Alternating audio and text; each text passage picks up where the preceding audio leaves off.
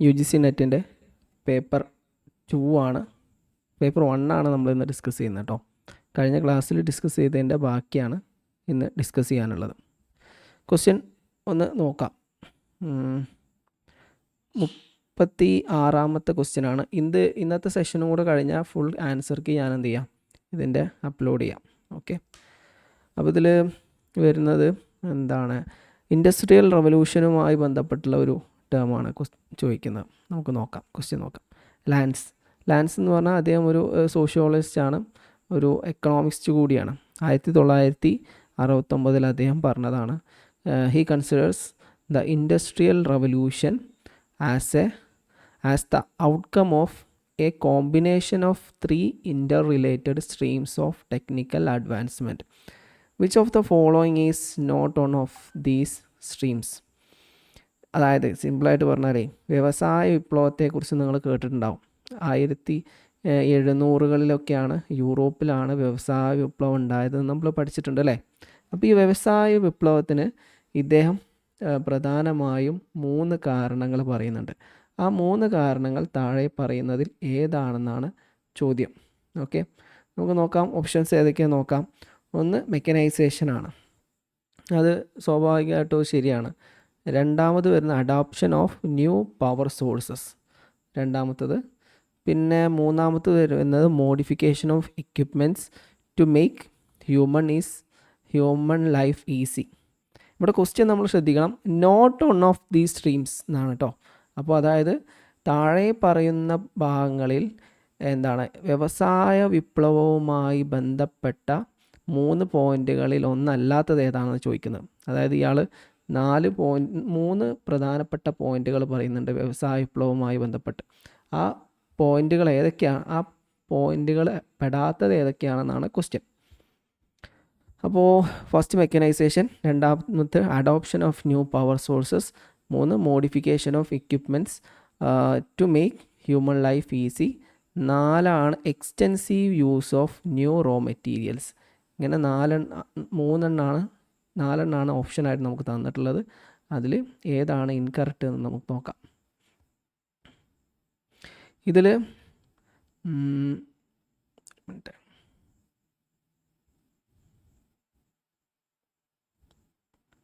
36 അല്ലേ question. Okay, ഇദ്ദേഹത്തെക്കുറിച്ച് just നമുക്കൊന്ന് നോക്കാം.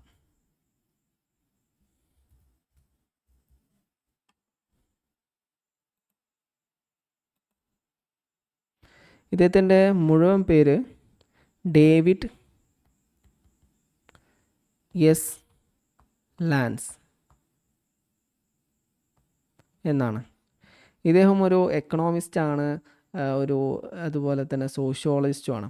ഇദ്ദേഹത്തിൻ്റെ പ്രധാനപ്പെട്ട ഒരു വർക്കാണ് താഴെ കൊടുക്കാം, അൺബൗണ്ട്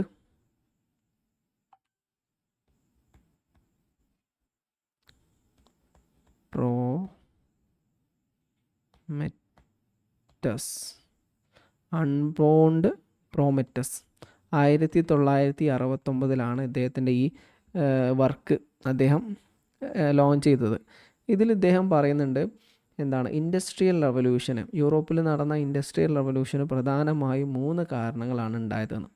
ആ 3 കാരണങ്ങളിൽ ഒന്നാമത്തെ കാരണം മെക്കനൈസേഷനാണ്.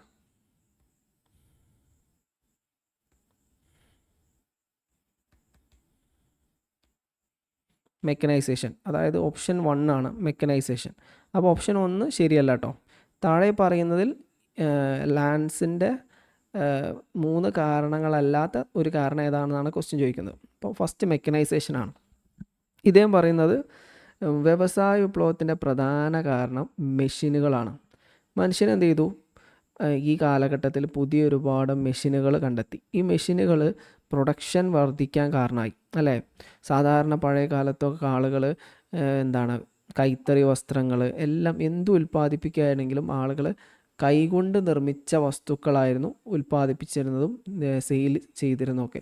അപ്പോൾ യന്ത്രങ്ങൾ വന്ന സമയത്ത്, യന്ത്രങ്ങൾ കണ്ടുപിടിച്ചപ്പോൾ എന്താ സംഭവിച്ചത്, മെഷീൻ മെഷീൻ കാരണം ഉൽപ്പാദനം വർദ്ധിച്ചു, വലിയ വലിയ ഫാക്ടറികൾ വന്നു. വലിയ വലിയ ഫാക്ടറികൾ വരുമ്പോൾ എന്ത് സംഭവിക്കും? ഉൽപ്പാദനം വീണ്ടും കൂടും. മാൻ പവർ കുറച്ച് മതി, വലിയ വലിയ മെഷീനുകൾ കാരണം എന്ത് ചെയ്തു? വലിയ പ്രൊഡക്റ്റ് സോഴ്സുകളും വലിയ ഫാക്ടറികളും വന്നു. അതെന്ത് ചെയ്തു? ഈ മുമ്പ് ആ ഏരിയയിൽ ഉണ്ടായിരുന്ന കാർഷിക മേഖലയിൽ ജോലി ചെയ്യുന്ന ആൾക്കാരൊക്കെ എങ്ങോട്ട് വരാൻ കാരണമായി? വ്യവസായ മേഖലയിലേക്ക് വരാൻ കാരണമായി. അപ്പോൾ ഓട്ടോമാറ്റിക് എന്ത് സംഭവിച്ചിട്ടുണ്ടാവും? വ്യവസായവൽക്കരണം ഉണ്ടായിരിക്കുന്നുണ്ടാവും, വ്യവസായ വിപ്ലവം ഉണ്ടായിരിക്കും അല്ലേ? ഉൽപ്പാദനങ്ങൾ കൂടും. അതിൻ്റെ ഭാഗമായിട്ടാണ് ബ്രിട്ടീഷുകാരൊക്കെ എന്തിലേക്ക് വന്നത്? അവരിവിടുന്ന് അസംസ്കൃത വസ്തുക്കൾ കൊണ്ടുപോയിട്ട് അവരെ നാട്ടിൽ ഈ അസംസ്കൃത വസ്തുക്കൾ വെച്ചിട്ട് ഉൽപ്പാദനം ഉണ്ടാക്കി, ഉൽപ്പന്നങ്ങൾ ഉണ്ടാക്കി ഇവിടെ കൊണ്ടുവന്ന് വിറ്റു, ലോകത്തിൻ്റെ വ്യത്യസ്ത ഭാഗങ്ങളൊക്കെ കൊണ്ട് വിറ്റു. അപ്പോൾ ചുരുക്കി പറഞ്ഞാൽ ഇതിനു മുമ്പ് ആളുകൾ കൈകൾ കൊണ്ട് ചെയ്തിരുന്ന കാര്യങ്ങളൊക്കെ മെഷീനുകൾ ചെയ്യാൻ തുടങ്ങിയത് എന്തിന് കാരണമായി? വ്യവസായ വിപ്ലവത്തിന് കാരണമായി എന്നാണ് ആര് പറഞ്ഞത്? ഡേവിഡ് എസ് ലാൻസ് പറഞ്ഞത്. രണ്ടാമത് നോക്കാം. രണ്ടാമത് ഇതിലെന്താണ് question? Adoption of new power sources. Adoption of new power sources.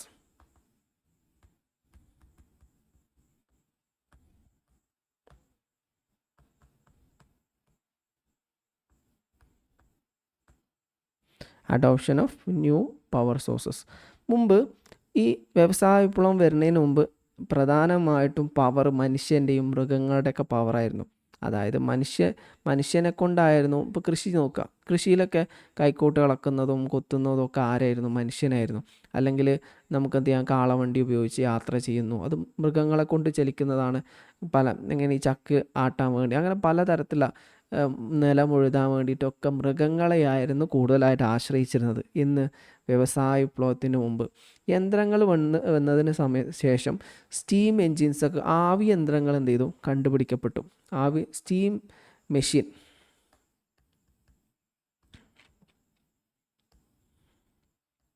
Steam engine കണ്ടതോടുകൂടി ഈ മനുഷ്യൻ്റെ എനർജിയുടെ ആവശ്യമില്ലാതെ ആവി യന്ത്രം തന്നെ കൽക്കരി ഉപയോഗിച്ചുകൊണ്ടും മറ്റൊക്കെ എനർജി ഉണ്ടാക്കാനുള്ള പുതിയ കണ്ടുപിടുത്തങ്ങൾ വന്നു. ആവി എൻജിൻ ഉപയോഗിച്ച് ട്രെയിനുകൾ നിർമ്മിച്ചു, അതുപോലെ തന്നെ യന്ത്രങ്ങൾ നിർമ്മിച്ചു. അപ്പോൾ പുതിയൊരു എന്ത് ചെയ്തു? എനർജി സോഴ്സ് കണ്ടെത്തി. ഈ എനർജി സോഴ്സ് മനുഷ്യനെ കൊണ്ടാണെങ്കിലും മൃഗങ്ങളെ കൊണ്ടാണെങ്കിലും അവരുടെ എനർജിക്ക് എന്തുണ്ട്? ഒരു ലിമിറ്റ് ഉണ്ടല്ലോ അല്ലേ?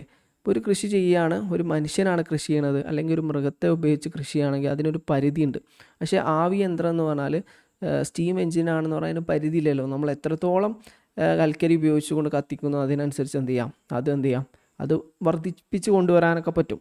അപ്പോൾ ഈ സ്റ്റീം എൻജിൻ, പ്രത്യേകിച്ച് പുതിയ പവർ സോഴ്സുകൾ വരാൻ തുടങ്ങിയത് എന്തിന് കാരണമായി? ഇൻഡസ്ട്രിയലൈസേഷന് കാരണമായി എന്നാണ് ഇയാൾ പറയുന്നത്. അതായത് option 2, adoption of new power sources. ഇനി മൂന്നാമത്തേതായിട്ട് അദ്ദേഹം പറയുന്നത് extensive use of raw materials, new raw materials.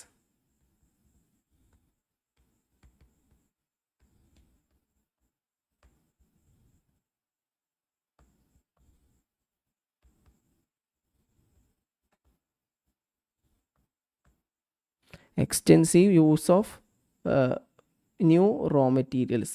പഴയ കാലത്ത് നമ്മൾ ഉപയോഗിച്ചിരുന്നത് മനുഷ്യനിർമ്മിതമായ, അല്ലെങ്കിൽ ഇപ്പോൾ കളറുകൾ, നമുക്ക് വസ്ത്രം ഉണ്ടാക്കാനുള്ള കളറ് നോക്കാം. പഴയ കാലത്ത് നീലം, ഇൻഡിഗോ, ഇങ്ങനെ സാധനങ്ങൾ മനുഷ്യന് കൃഷി ചെയ്തുണ്ടാക്കുന്നതിൽ നിന്നൊക്കെ എന്തായിരുന്നു?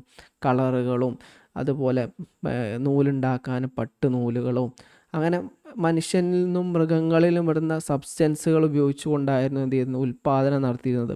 ലെതർ ബാഗുകൾ, ലെതർ ചെരുപ്പുകൾ, അങ്ങനെയുള്ള സാധനങ്ങൾ, പല തോലുകൾ ഉപയോഗിച്ചുകൊണ്ടുള്ള സാധനങ്ങൾ, പല്ലുകൾ ഉപയോഗിച്ചുകൊണ്ട് സാധനങ്ങൾ നിർമ്മിക്കുക, പലതരത്തിലുള്ള വ്യത്യസ്ത കല്ലുകൾ, ഇതൊക്കെ ശരിക്കും എന്തായിരുന്നു?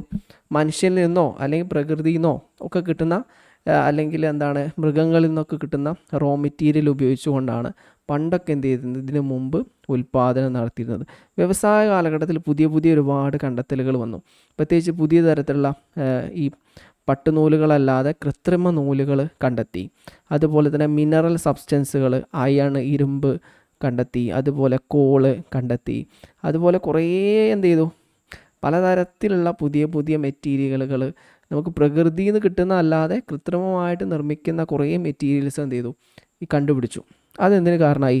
ഉൽപ്പാദനം ഒന്നുകൂടി വളരാൻ കാരണമായി. അപ്പോൾ ചുരുക്കി പറഞ്ഞാൽ വ്യവസായ വിപ്ലവത്തിന് 3 കാരണങ്ങളാണ്. ഒന്ന് ഓപ്ഷൻ 1 മെക്കനൈസേഷൻ, മെഷീനുകൾ കണ്ടെത്തി. 2 adoption of new power sources, പുതിയ പവർ സോഴ്സുകൾ കണ്ടെത്തി. അതിൽ പ്രധാനപ്പെട്ട ഒന്നാണ് സ്റ്റീം എൻജിൻ. പിന്നെ മൂന്നാമത് extensive use of new raw materials, പുതിയ ഒരുപാട് റോ മെറ്റീരിയൽസ് എന്ന് പറഞ്ഞാൽ എന്തെങ്കിലും ഒരു സാധനം ഉണ്ടാക്കാൻ വേണ്ടി നമ്മൾ ഉപയോഗിക്കുന്ന അസംസ്കൃത വസ്തുവിനാണ് റോ മെറ്റീരിയൽ എന്ന് പറയാം. ഒരു വസ്ത്രത്തിൻ്റെ റോ മെറ്റീരിയൽ എന്ന് പറഞ്ഞാൽ നൂലാണ്, പട്ടുനൂല് ആണ്, അങ്ങനെ എന്തെങ്കിലും. ഇപ്പോൾ നമ്മൾ ചെരുപ്പുകൾ, ബെൽറ്റുകളൊക്കെ ആണെങ്കിൽ ലെതർ ഉപയോഗിക്കും. അങ്ങനെയുള്ള റിസോഴ്സുകൾ, പലതരത്തിലുള്ള റോ മെറ്റീരിയലുകൾ നമ്മൾ എക്സ്റ്റെൻസീവായിട്ട് യൂസ് ചെയ്യാൻ തുടങ്ങി. അപ്പോൾ അതൊക്കെ എന്താണ്, വ്യവസായ വിപ്ലവത്തിന് കാരണമായി. അപ്പോൾ ചുരുക്കി പറഞ്ഞാൽ ഓപ്ഷൻ 3 ഇതിൽ തെറ്റായ ആൻസർ. ഇതിൽ ചോദിക്കുന്നത് തെറ്റായ ഓപ്ഷൻ ഏതാണെന്നാണ് ചോദ്യം. ഈ നോട്ട് എന്നത് പ്രത്യേകം നിങ്ങൾ ശ്രദ്ധിക്കണം. Modification of equipments to make human life happy easy. ഇവിടെ ശരിക്ക് ഇൻഡസ്ട്രിയലൈസേഷൻ കാരണം മനുഷ്യൻ്റെ ലൈഫ് ഈസി ആവുകയല്ല ചെയ്തിട്ടുള്ളത്, കുറച്ചും കൂടെ കോംപ്ലിക്കേറ്റഡ് ആവുകയാണ് ചെയ്തിട്ടുള്ളത്. സത്യം പറഞ്ഞാൽ ഇപ്പോൾ നമ്മൾ പല ക്രിട്ടിക്കലായിട്ട് വിമർശനാത്മകമായിട്ട് ഇൻഡസ്ട്രിയൽ റെവല്യൂഷനെ പഠിച്ച പല തിങ്കേഴ്സിനെയും നിങ്ങൾ വായിക്കുകയാണെങ്കിൽ, നിങ്ങൾ പഠിക്കുകയാണെങ്കിൽ മനസ്സിലാവും ആ കാലഘട്ടത്തിൽ തൊഴിലാളികൾക്ക് കുറച്ചുകൂടെ എന്ത് ചെയ്യുന്നുണ്ട്, ഫാക്ടറി കണ്ടീഷൻസൊക്കെ വളരെ മോശമായിരുന്നു. തൊഴിലാളികൾക്ക് അവരെന്താണ് ഹെൽത്തിനെ എഫക്റ്റ് ചെയ്യുന്ന പല രീതിയിലുള്ള നെഗറ്റീവ് ഔട്ട്കംസൊക്കെ ഉണ്ടായിരുന്നു. വളരെ ഹാഷായിട്ടുള്ളൊരു കണ്ടീഷനായിരുന്നു ഫാക്ടറിയിലൊക്കെ ആൾക്കാരുണ്ടായിരുന്നത്.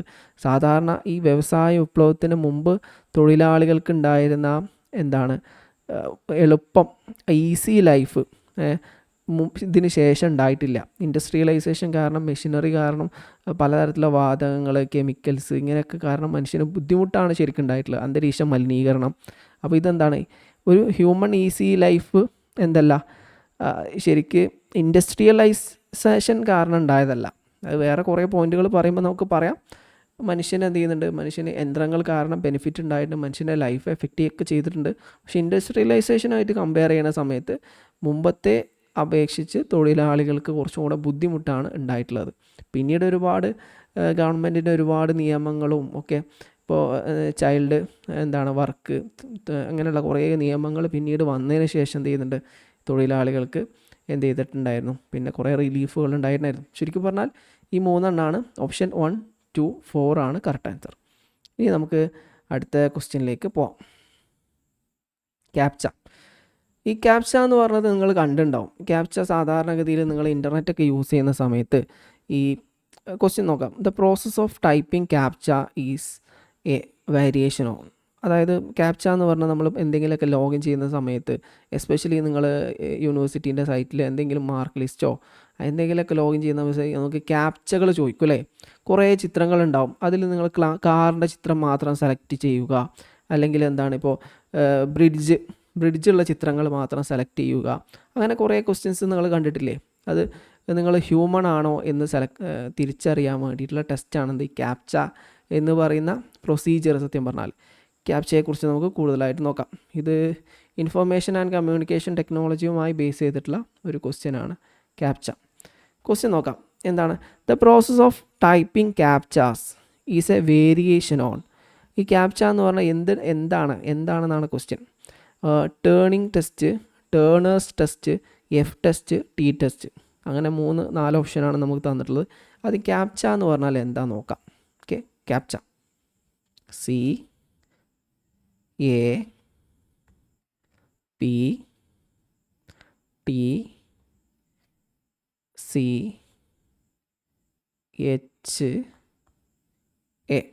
ഇതാണ് ക്യാപ്ച. ക്യാപ്ചയുടെ ഫുൾ ഫോം വരുന്നത് C ഫോർ കംപ്ലീറ്റ്ലി.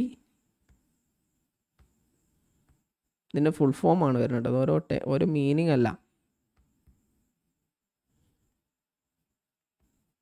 ഇങ്ങനെ ഇതാണ് completely automated,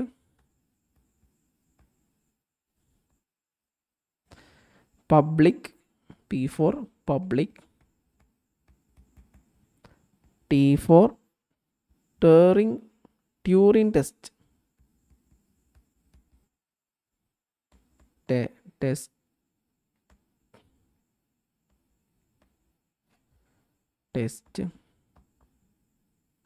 to tell, C for computers.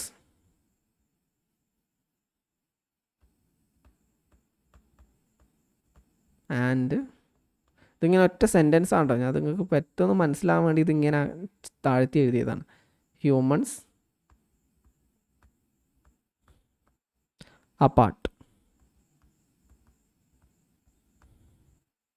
അതായത് ഇത് വായിക്കുക. Completely automated public Turing test to tell computers and human apart. അതായത് സിമ്പിളായിട്ട് പറഞ്ഞാൽ ഒരു ടെസ്റ്റ്, ഒരു സാധനം മനുഷ്യൻ ചെയ്തതാണോ കമ്പ്യൂട്ടർ ചെയ്തതാണോ എന്ന് തിരിച്ചറിയാൻ വേണ്ടിയിട്ടുള്ള ടെസ്റ്റിനാണിത് പറയാം ഈ ക്യാപ്ച എന്ന് പറയാം. ഇതൊരു ട്യൂറിംഗ് ടെസ്റ്റാണ്, ട്യൂറിംഗ് ടെസ്റ്റാണ്. അപ്പോൾ ഇതിൽ T4 ട്യൂറിംഗ് ടെസ്റ്റ് ഉള്ളത് കൊണ്ട് തന്നെ നമുക്ക് എന്ത് ചെയ്യാം, ഓപ്ഷൻ എ ആണ് കറക്റ്റ് ആൻസർ എന്ന് നമുക്ക് പറയാം. ഇതിൻ്റെ ഒരു ഹിസ്റ്ററി പരിശോധിക്കുകയാണെങ്കിൽ ഈ ട്യൂറിംഗ് ടെസ്റ്റ് എന്ന് പറഞ്ഞാൽ യഥാർത്ഥത്തിൽ ട്യൂറിംഗ് ടെസ്റ്റ് 1950 എന്ത് ചെയ്തത്, ഈ വേർഡ് നിലവിൽ വന്നത്, കോയിൻ ചെയ്തത് അലൻ ട്യൂറിംഗ്. അലൻ ട്യൂറിംഗ് എന്ന് പറഞ്ഞ ആളാണ് ഈ വേർഡ് എന്ത് ചെയ്തത്, കോയിൻ ചെയ്തത്. ഇത് ആദ്യഘട്ടത്തിൽ എന്ത് ചെയ്തിരുന്നു, ഇതിൻ്റെ പ്യോർ എന്താണ് ട്യൂറിംഗ് ടെസ്റ്റ് എന്ന് പറഞ്ഞാൽ പഴയ കാലത്ത് ഉണ്ടായിരുന്ന ടെസ്റ്റിനാണ്. അതായത് ഒരു വ്യക്തിക്ക് എന്താണ് മെഷീൻ്റെയും അതുപോലെ തന്നെ ഹ്യൂമൺ വർക്കും ചെക്ക് ചെയ്യാൻ പറ്റുന്നുണ്ടോ നോക്കും. ഓക്കെ, 2 വർക്കുകൾ. ഫോർ എക്സാമ്പിൾ ഞാനൊരു ക്വസ്റ്റ്യനെയർ ഉണ്ടാക്കിയെന്ന് വിചാരിക്കാം. Questionnaire A. ഒരു കമ്പ്യൂട്ടർ എന്ത് ചെയ്തു, ഒരു ക്വസ്റ്റ്യനെയർ ഉണ്ടാക്കി. അത് ക്വസ്റ്റ്യൻ 2. ഒരാൾ ഒബ്സർവ് ചെയ്തിട്ട് ഇതിൽ ഏതാണ് കമ്പ്യൂട്ടർ ബേസ്ഡ്, ഏതാണ് മനുഷ്യൻ നിർമ്മിച്ചതെന്ന് തിരിച്ചറിയാൻ കഴിയുന്നുണ്ടോ എന്ന് ടെസ്റ്റ് ചെയ്യും. ഓക്കെ, ഒരാൾ അത് ടെസ്റ്റ് ചെയ്യാൻ കഴിയുന്നില്ലെങ്കിൽ അത് ശരിക്കും മെഷീനാണ് എന്ത് ചെയ്യുക, അതിൽ പാസ് ചെയ്യാം. ഇപ്പോൾ ഒന്ന് മെഷീൻ ഉണ്ടാക്കിയ ക്വസ്റ്റ്യനെയറാണ്, ഒന്ന് മനുഷ്യനിർമ്മിതമായ ക്വസ്റ്റ്യനാണ്. ഈ 2 ക്വസ്റ്റ്യനും ഒരു വ്യക്തി പരിശോധിക്കുകയാണ്. ഇവിടെ നമ്മൾ ഇപ്പോൾ പറയുന്ന ക്യാപ്ച കൺസെപ്റ്റ് അല്ല പറയുന്നത് കേട്ടോ, മുമ്പുണ്ടായിരുന്ന കൺസെപ്റ്റാണ് വിശദീകരിക്കുന്നത്. 1950 ആലൻ ട്യൂറിംഗ് കൊണ്ടുവന്ന ടെസ്റ്റാണ് പരിശോധിക്കുന്നത്. ഇതൊരു പ്രത്യേകതരം ടെസ്റ്റാണ്. മനുഷ്യന് ഹ്യൂമൺ വർക്കുകളും കമ്പ്യൂട്ടർ വർക്കുകളും വേർതിരിച്ചറിയാൻ കഴിയുന്നുണ്ടോ എന്ന ടെസ്റ്റിനെയാണിത് പറയാം ട്യൂറിംഗ് ടെസ്റ്റ് എന്ന് പറയാം. ഇപ്പോൾ ഒന്ന് കമ്പ്യൂട്ടർ നിർമ്മിതവും ഒന്ന് മനുഷ്യനിർമ്മിതവുമാണെന്ന് കരുതാം. അപ്പോൾ ഒരാൾക്ക് ഇത് മനുഷ്യനിർമ്മിതമാണെന്നും ഇത് കമ്പ്യൂട്ടർ നിർമ്മിതമാണെന്നും അറിയാൻ കഴിയുന്നുണ്ടെങ്കിൽ ഈ ടെസ്റ്റ് പാസ്സാവും. ഓക്കെ, ഇനി ബൈ ചാൻസിൽ ഒരു വ്യക്തിക്ക് മനുഷ്യനിർമ്മിതമായതും കമ്പ്യൂട്ടർ നിർമ്മിതമായ വർക്ക് പ്രത്യേകം വേർതിരിക്കാൻ കഴിഞ്ഞില്ലെങ്കിൽ അതിൽ പാസ്സാവുക മെഷീനായിരിക്കും, അതായത് കമ്പ്യൂട്ടർ ആയിരിക്കും. അപ്പോൾ ഈ ടെസ്റ്റിൽ ഒന്നെങ്കിൽ എന്ത് ചെയ്യും, മനുഷ്യനാണ് വിജയിക്കുക, അല്ലെങ്കിൽ എന്ത് ചെയ്യും, കമ്പ്യൂട്ടർ വിജയിക്കും. ഇതാണ് പഴയ ടെസ്റ്റ്.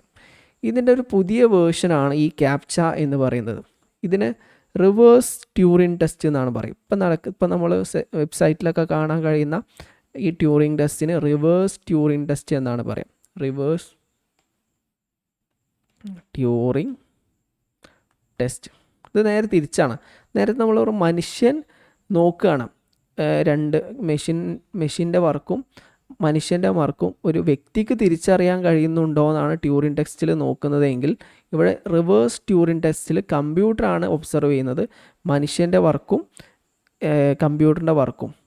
അതായത് ഇപ്പോൾ നമ്മൾ എന്തെങ്കിലും വർക്ക് ചെയ്യുന്ന സമയത്ത് അത് മനുഷ്യൻ ചെയ്തതാണോ അതോ കമ്പ്യൂട്ടർ ചെയ്തതാണോ എന്ന് കമ്പ്യൂട്ടറിന് മനസ്സിലാക്കാൻ കഴിയുന്ന, അല്ലെങ്കിൽ ഒരു സിസ്റ്റത്തിന് മനസ്സിലാക്കാൻ കഴിയുന്ന ടെസ്റ്റിനെയാണെന്ന് പറയാം റിവേഴ്സ് ട്യൂറിംഗ് ടെസ്റ്റ് എന്ന് പറയാം. ക്യാപ്ച കോഡിൽ ഇപ്പോൾ ക്യാപ്ച അധികം ആർക്കെങ്കിലും ഇത് കണ്ട് പരിചയമില്ലാത്തതാണെങ്കിൽ നമുക്ക് ജസ്റ്റ് ഒന്ന് നോക്കാം. ക്യാപ്ച ഗൂഗിളിൽ സെർച്ച് ചെയ്യാം.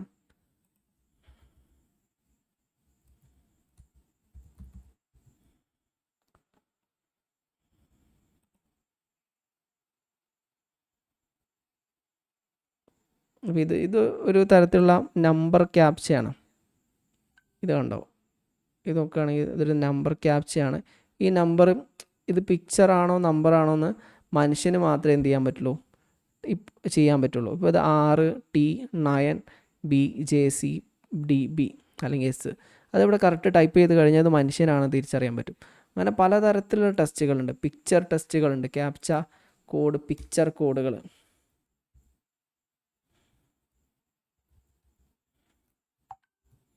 പലതരത്തിലുള്ള പിക്ചർ കോഡുകൾ കാണാറുണ്ട്.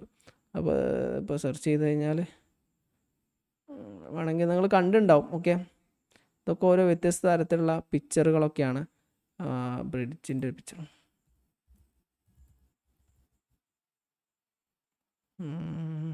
ഇതാ, ഇത് കണ്ടോ? ഇതുപോലുള്ള ചിത്രങ്ങളൊക്കെ കണ്ടു കഴിഞ്ഞാൽ നിങ്ങൾക്ക് എന്ത് ചെയ്യാൻ പറ്റും? ഇതൊക്കെ പ്രത്യേക തരത്തിലുള്ള ഒരു ക്യാപ്ചയാണ്. ഇങ്ങനെ ക്വസ്റ്റ്യൻ കണ്ടിട്ട് എന്ത് ചെയ്യും? നമ്മളോട് വെരിഫൈ ചെയ്യാൻ പറയും.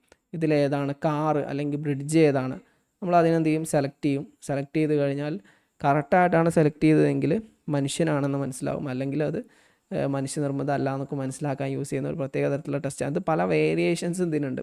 ശബ്ദത്തിൽ ടെസ്റ്റ് ചെയ്യാം, പിക്ചർ ഉപയോഗിച്ച് ടെസ്റ്റ് ചെയ്യാം, നമ്പർ ഉപയോഗിച്ച്, അങ്ങനെ വ്യത്യസ്ത തരത്തിലുള്ള ട്യൂറിൻ ടെസ്റ്റുകളുണ്ട്. ഇതിന് റിവേഴ്സ് ട്യൂറിൻ ടെസ്റ്റ് എന്നാണ് പറയുന്നത്. നിങ്ങൾക്ക് അറിയണ തന്നെയായിരിക്കും, സ്ഥിരമായിട്ട് നിങ്ങൾ കാണുന്നത് തന്നെയാണ്. അപ്പോൾ ഈ ക്യാപ്ച എന്ന് പറഞ്ഞാൽ ശരിക്കും എന്താണ്? റിവേഴ്സ് ട്യൂറിൻ ടെസ്റ്റാണ്. Okay, original Turin test 1950 Allen Turing എന്ന് പറഞ്ഞ ആൾ കൊണ്ടുവന്ന ഒരു കൺസെപ്റ്റാണ്. അതൊരു ടെസ്റ്റ് തന്നെയാണ്. അത് മനുഷ്യൻ നിർമ്മിതവും കമ്പ്യൂട്ടർ നിർമ്മിതവുമായ രണ്ട് വർക്കിനെ വേർതിരിച്ചറിയാൻ ഉള്ള ടെസ്റ്റാണ് ട്യൂറിംഗ് ടെസ്റ്റ്. അതിന് നേരെ ഓപ്പോസിറ്റായിട്ട് ഒരു കമ്പ്യൂട്ടറിന് മനുഷ്യൻ്റെ വർക്കും അതുപോലെ കമ്പ്യൂട്ടറിൻ്റെ വർക്കും വേർതിരിച്ച് അറിയാൻ വേണ്ടിയിട്ട് യൂസ് ചെയ്യുന്ന ഒരു ടെസ്റ്റാണ് ട്യൂറിംഗ് ടെസ്റ്റ് എന്ന് പറഞ്ഞാൽ. പിന്നെ അടുത്ത ഓപ്ഷന് നോക്കാം. ക്വസ്റ്റ്യനിൽ വേറെ എന്തോ ഓപ്ഷനും കൂടി കൊടുത്തിട്ടുണ്ട്. Turners test. അങ്ങനെ ടെസ്റ്റ് ഇല്ല ശരിക്കും. അങ്ങനെ അത് സ്റ്റാറ്റിസ്റ്റിക്സിലോ കമ്പ്യൂട്ടർ സയൻസിലോ അതുപോലെ സൈക്കോളജിയിലോ ഒന്നും അങ്ങനെ ഒരു ടെസ്റ്റിൻ്റെ പേര് പറയുന്നില്ല. പിന്നെ എഫ് ടെസ്റ്റ് സ്റ്റാറ്റിസ്റ്റിക്സ് നിങ്ങൾ പഠിച്ചിട്ടുണ്ട്. അത് സ്റ്റാറ്റിസ്റ്റിക്കൽ ടൂളാണ്. ശരിക്കും ഒരു പാരാമെട്രിക് ടെസ്റ്റാണ് ടി ടെസ്റ്റും എഫ് ടെസ്റ്റും ഒക്കെ.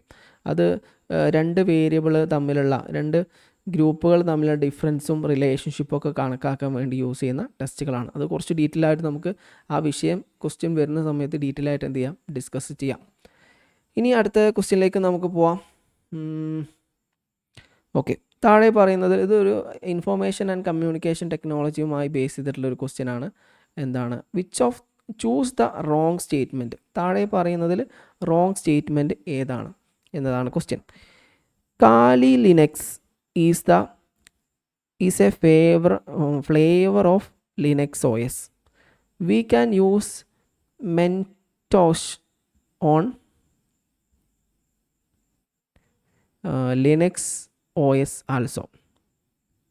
Sorry, Macintosh to Linux OS also. Windows Surface is developed by Intel Corporation. Android is based on Linux OS. ഇതിൽ ഏതാണ് തെറ്റ് ഏതാണ് ശരി എന്നൊക്കെയാണ് ക്വസ്റ്റ്യൻ. നമുക്ക് എന്ത് ചെയ്യാം? ഓരോന്ന് നോക്കാം. ഫസ്റ്റ് ഓപ്ഷൻ എ, കാലി Linux is A flavour of Linux OS. Flavour എന്ന് പറഞ്ഞാൽ നമ്മൾ കമ്പ്യൂട്ടർ സയൻസിൽ ഫ്ലേവർ എന്ന് പറഞ്ഞ വാക്ക് എന്താണ്?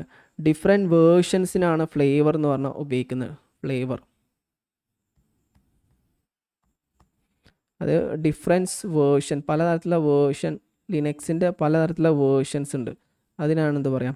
നമ്മൾ ഫ്ലേവേഴ്സ് എന്ന് പറയാം. ഓക്കെ, ലിനക്സിനെ കുറിച്ച് ഡീറ്റെയിൽ ആയിട്ട് ആദ്യം നമുക്ക് പറയാം, എന്നിട്ട് നമുക്ക് ഈ ചോദ്യത്തിൻ്റെ ഉത്തരത്തിലേക്ക് പോവാം. ലിനക്സ് എന്ന് പറഞ്ഞാൽ അതെന്താണ്? ഒരു ഓപ്പറേറ്റിംഗ് സിസ്റ്റമാണ് ശരിക്കും. അതായത് ഒരു ഓപ്പൺ സോഴ്സ് സിസ്റ്റമാണ്. സാധാരണഗതിയിൽ നമുക്കറിയാം, ഇപ്പം നിങ്ങൾ സാധാരണ കമ്പ്യൂട്ടർ യൂസ് ചെയ്യുന്ന ആൾക്കാരാണ്. ലിനക്സ് എന്ന് പറയുന്ന വേർഡ് നമ്മൾ സ്ഥിരമായിട്ട് കേൾക്കാറുണ്ട് അല്ലേ? ലിനക്സ്. ഓക്കെ, അതുപോലെ നിങ്ങൾ കേൾക്കുന്ന വേർഡാണ് വിൻഡോസ്. അതുപോലെ മറ്റൊന്നാണ് മാക് OS. ഇതൊക്കെ വ്യത്യസ്ത തരത്തിലുള്ള ഓപ്പറേറ്റിംഗ് സിസ്റ്റങ്ങളാണ്. ഇത് ഉപയോഗിച്ചുകൊണ്ട് നമുക്ക് എന്ത് ചെയ്യാം? കമ്പ്യൂട്ടർ വർക്ക് ചെയ്യാൻ പറ്റും. ഇതിൽ വിൻഡോസ് അതുപോലെ തന്നെ OS ഒരു പ്രൊഡക്റ്റാണ്, ഒരു ഓപ്പറേറ്റിംഗ് സിസ്റ്റമാണ്. നമുക്ക് അതിൽ ചേഞ്ചൊന്നും വരുത്താൻ പറ്റില്ല. പക്ഷേ ലിനക്സ് എന്ന് പറഞ്ഞാൽ ഒരു ഓപ്പൺ സോഴ്സ് മെറ്റീരിയലാണ്. അതിൽ നമുക്ക് നമ്മളെ സൗകര്യം പോലെ ചേഞ്ച് വരുത്താൻ പറ്റും. ഒരു സിമ്പിൾ ഭാഷയിൽ പറയുകയാണെങ്കിൽ മാക് OSഉം ലിനക്സും വിഭവങ്ങളാണ്. അത് നമുക്ക് അതുപോലെ കഴിക്കാനേ പറ്റുള്ളൂ. ഫോർ എക്സാമ്പിൾ സാമ്പാർ, അല്ലെങ്കിൽ ബിരിയാണി, അല്ലെങ്കിൽ അങ്ങനെ എന്തെങ്കിലും വിഭവം. ആ ബിരിയാണി എന്ന് പറഞ്ഞാൽ നമുക്ക് അത് വെച്ചിട്ട് വേറെ ഒന്നും ചെയ്യാൻ പറ്റില്ലല്ലോ, അത് കഴിക്കുക എന്ന ഓപ്ഷനേ നമുക്കുള്ളൂ. അതുപോലെ സാമ്പാർ കൊണ്ട് കഴിക്കുക എന്ന ഓപ്ഷനല്ല, വേറെ ഓപ്ഷനുമില്ല. ലിനക്സ് എന്ന് പറഞ്ഞാൽ ശരിക്കും അത് റെസിപ്പിയാണ്. അല്ലെങ്കിൽ നമുക്ക് ഓരോ പച്ചക്കറികളായിട്ട് കാണാം. തക്കാളി, വെല്ലുള്ളി, വെളുത്തുള്ളി, അങ്ങനെ ഓരോ സാധനങ്ങൾ ഇത് വെച്ചിട്ട് നമുക്ക് പലതും ഉണ്ടാക്കാൻ പറ്റും അല്ലേ. കുറേ തക്കാളിയും പച്ചമുളകും വെല്ലുള്ളിയും ചെറുള്ളിയും ഇഞ്ചിയും ജീരകവും ഒക്കെ നമ്മളെ കയ്യിലുണ്ടെങ്കിൽ നമുക്ക് എന്ത് ചെയ്യാം, പലതും ഉണ്ടാക്കാം. സാമ്പാറും ഉണ്ടാക്കാം, മീൻകറി ഉണ്ടാക്കാം, എന്തും നമുക്ക് ഉണ്ടാക്കാം. അതുപോലെയാണ് ലിനക്സ് എന്ന് പറഞ്ഞാൽ. ലിനക്സ് വെച്ചിട്ട് ഒരാൾക്ക് എന്ത് ചെയ്യാൻ പറ്റും, അയാൾ ആ സൗകര്യം അനുസരിച്ച് ഓരോ വ്യക്തിയുടെയും കാഴ്ചപ്പാടും ഇതിനൊക്കെ അനുസരിച്ച് ഓരോ ഫ്ലേവറുകൾ ഉണ്ടാക്കി മാറ്റാൻ പറ്റും. ഓക്കെ, അതൊരു ഓപ്പൺ സോഴ്സ് സിസ്റ്റമാണ്. ഓക്കെ, സിമ്പിളായിട്ട് മനസ്സിലാക്കുകയാണെങ്കിൽ.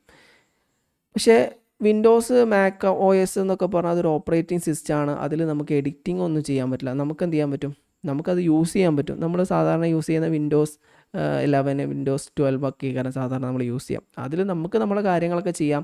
അല്ലാതെ അതിൻ്റെ മൊത്തമായിട്ട് അടിമുടി ചേഞ്ചുകൾ വരുത്താനൊന്നും നമുക്ക് പറ്റില്ല. അപ്പോൾ അത്ര മനസ്സിലാക്കാം. പിന്നെ ലിനക്സ് എന്ന് പറഞ്ഞാൽ ശരിക്കും എന്താണ്, ലിനക്സ് പലതരത്തിലുള്ള ഫ്ലേവേഴ്സ് ഉണ്ട്. ലിനക്സിന് പലതരത്തിലുള്ള വേരിയേഷൻസ് ഉണ്ട്, ഡിഫറെൻറ്റ് വേരിയേഷൻസ് ഉണ്ട്. അവയിലൊരു വേരിയേഷനാണ് കാലി ലിനക്സ് എന്നാണ് ഫസ്റ്റ് ക്വസ്റ്റ്യൻ വരുന്നത്, ഫസ്റ്റ് ടോപ്പിക്ക് വരുന്നത് അല്ലേ. കാലി Linux is A flavour of Linux OS. Linux flavour എന്ന് പറഞ്ഞാൽ ശരിക്കും എന്താണ്, ഡിഫറെൻറ്റ് വേരിയേഷൻ അല്ലെങ്കിൽ ഡിഫറൻസിനെയാണ് എന്താ പറയുക, ഡിഫറെൻറ്റ് ടൈപ്സിനെയാണ് എന്താ പറയുക ഫ്ലേവേഴ്സ് എന്ന് പറയും. ഓക്കെ, അതിൽ എല്ലാ ഫ്ലേവേഴ്സും ഭൂരിഭാഗം ഫ്ലേവേഴ്സൊക്കെ നമുക്ക് നോക്കാം. ബൈ ചാൻസിൽ ഇതുമായി ബന്ധപ്പെട്ട് എന്തെങ്കിലും ക്വസ്റ്റ്യൻ വരികയാണെങ്കിൽ വരാൻ ഒരു 50 എബോവ് ചാൻസ് ഉണ്ട് കേട്ടോ. ലിനക്സിനെ കുറിച്ചൊക്കെ അടക്കം ചോദിക്കാറുണ്ട്. അപ്പോൾ ഇതിലുള്ള പ്രധാനപ്പെട്ട വേരിയേഷൻസ് നമുക്ക് നോക്കാം അല്ലേ. ഒന്ന് പോപ്പുലർ ലിനക്സ് ഫ്ലേവേഴ്സ്. ഫ്ലേവേഴ്സ് എന്ന് പറഞ്ഞാൽ ഒരു ടെക്നിക്കൽ ടേമാണ് കേട്ടോ. ഫ്ലേവർ എന്ന് പറഞ്ഞാൽ variations, different types of Linux എന്നാണ് ഉദ്ദേശിക്കുന്നത്. അതിൽ പ്രധാനപ്പെട്ട ഒരു ലിനക്സ് ആണ്, നമുക്ക് പരിചയമുള്ള ലിനക്സ് ആണ് ഉബുണ്ടു. സാധാരണ നമ്മൾ ബിഗിനേഴ്സായ ആൾക്കാരാണ് സാധാരണ യൂസ് ചെയ്യുക. യൂസർ ഫ്രണ്ട്ലി ആണ്, സ്റ്റേബിൾ ആണ്, എല്ലാവർക്കും എന്ത് ചെയ്യുക, എല്ലാ സാധനങ്ങളും അതിലുണ്ടാവും. നമുക്കിപ്പോൾ നമ്മൾ വിൻഡോസ് വർക്ക് ചെയ്യണ പോലെ തന്നെ എന്ത് ചെയ്യാൻ പറ്റും, ഇതും വർക്ക് ചെയ്യാൻ പറ്റും. അപ്പോൾ ഇത് ഒരു തരത്തിലുള്ള ഉബുണ്ടു എന്ന് പറഞ്ഞാൽ ഒരു ബിഗിനേഴ്സിനുള്ള ഒരു ഓപ്പറേറ്റിംഗ് സിസ്റ്റമാണ്. ഓക്കെ, രണ്ടാമത്തതാണ് എന്ത്, ലിനക്സ് മിൻറ്റ്. ഇതേപോലെ നമുക്കുണ്ടാക്കാം കേട്ടോ. ഇത് ഈ ലിനക്സ് ഉപയോഗിച്ചുകൊണ്ട് ഇതിൻ്റെ പല ഫ്ലേവേഴ്സ് നമുക്കും തന്നെ ക്രിയേറ്റ് ചെയ്യാം. നമുക്കെന്ന് പറഞ്ഞാൽ ടെക്നിക്കൽ എക്സ്പേർട്ടായ ഒരാൾക്ക് ചെയ്യാൻ പറ്റും. അപ്പോൾ മറ്റൊന്നാണ് ലിനക്സ് മിൻറ്റ്, അത് മറ്റൊരു ഫ്ലേവറാണ്. ഇത് സാധാരണ നമ്മൾ വിൻഡോസ് പോലെ തോന്നിക്കുന്ന ലിനക്സിൻ്റെ ഒരു വേർഷനാണെന്ത്, ഈ ലിനക്സ് മിൻറ്റ് എന്ന് പറഞ്ഞാൽ. ഏകദേശം വിൻഡോസിൻ്റെ അതേപോലുള്ള ഐക്കണുകളും അതേപോലുള്ള സാധനങ്ങളൊക്കെ അതേപോലെ ഇക്കാരം. പിന്നെ മറ്റൊന്നാണത്, മൂന്നാമത്താണ് ഫെഡോറ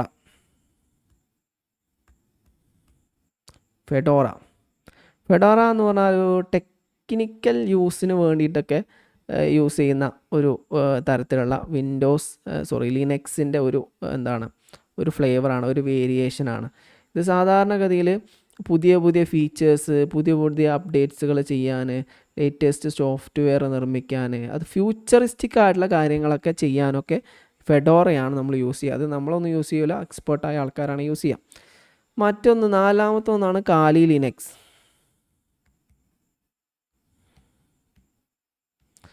കാലി ലിനക്സ് സാധാരണഗതിയിൽ സൈബർ സെക്യൂരിറ്റി ആവശ്യങ്ങൾക്കാണ് യൂസ് ചെയ്യുക. ഇതിനെ ക്വസ്റ്റ്യനിലുണ്ട്.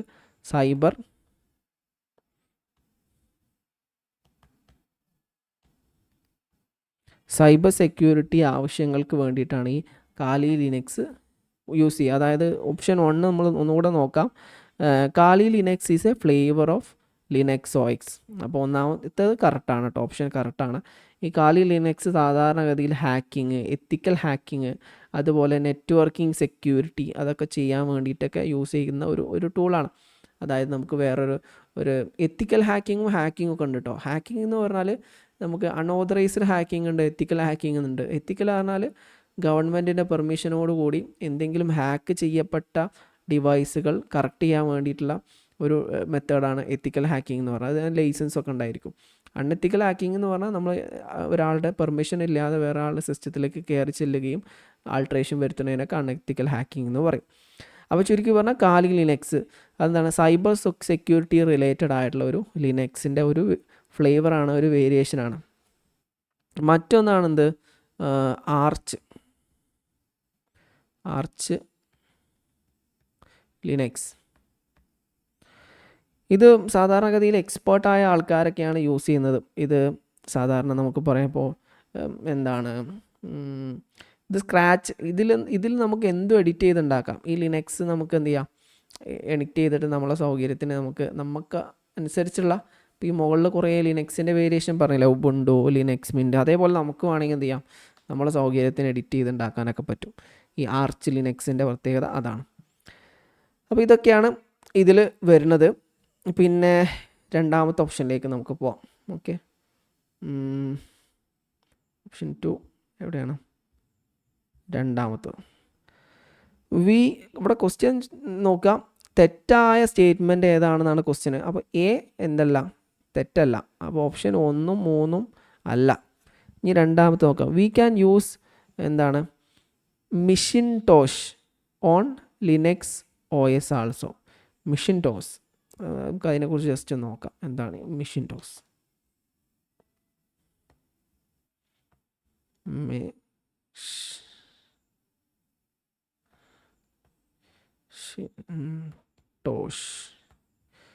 ഇത് മെഷിൻടോഷ് എന്ന് പറഞ്ഞാൽ മാക് OSുമായി ബന്ധപ്പെട്ട ഒരു ടേമാണ് മെഷിൻടോഷ് എന്ന് പറഞ്ഞാൽ. ഇത് ആപ്പിൾ INC ആണിത് ഡെവലപ്പ് ചെയ്തത്. മെഷിൻടോഷ്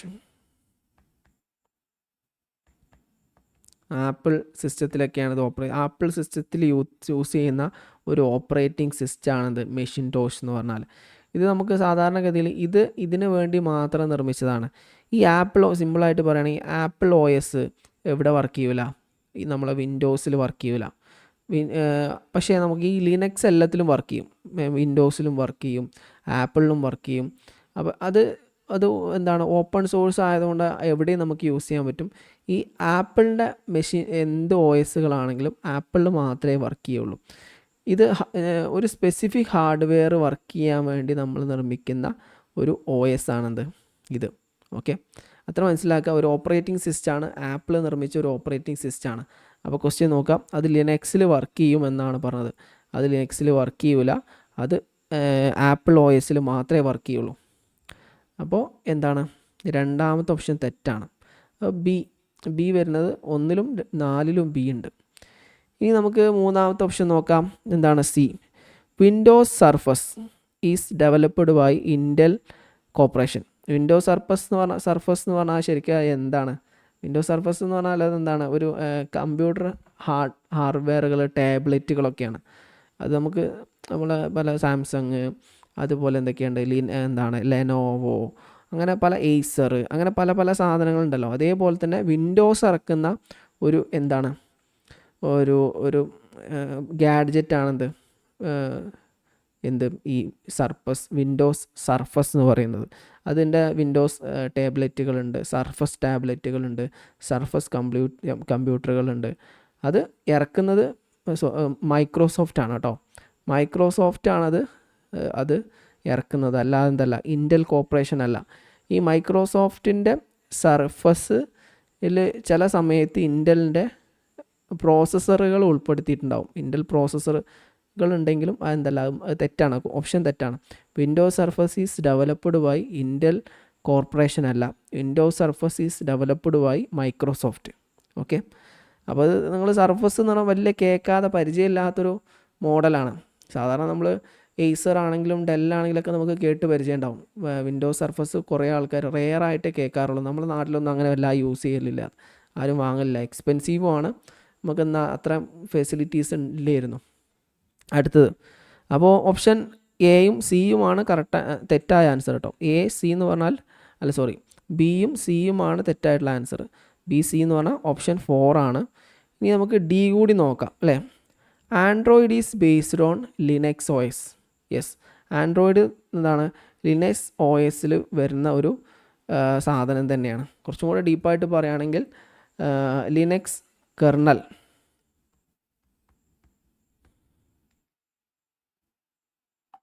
ലിനക്സ് യു ആണ് കേട്ടോ, കെർണൽ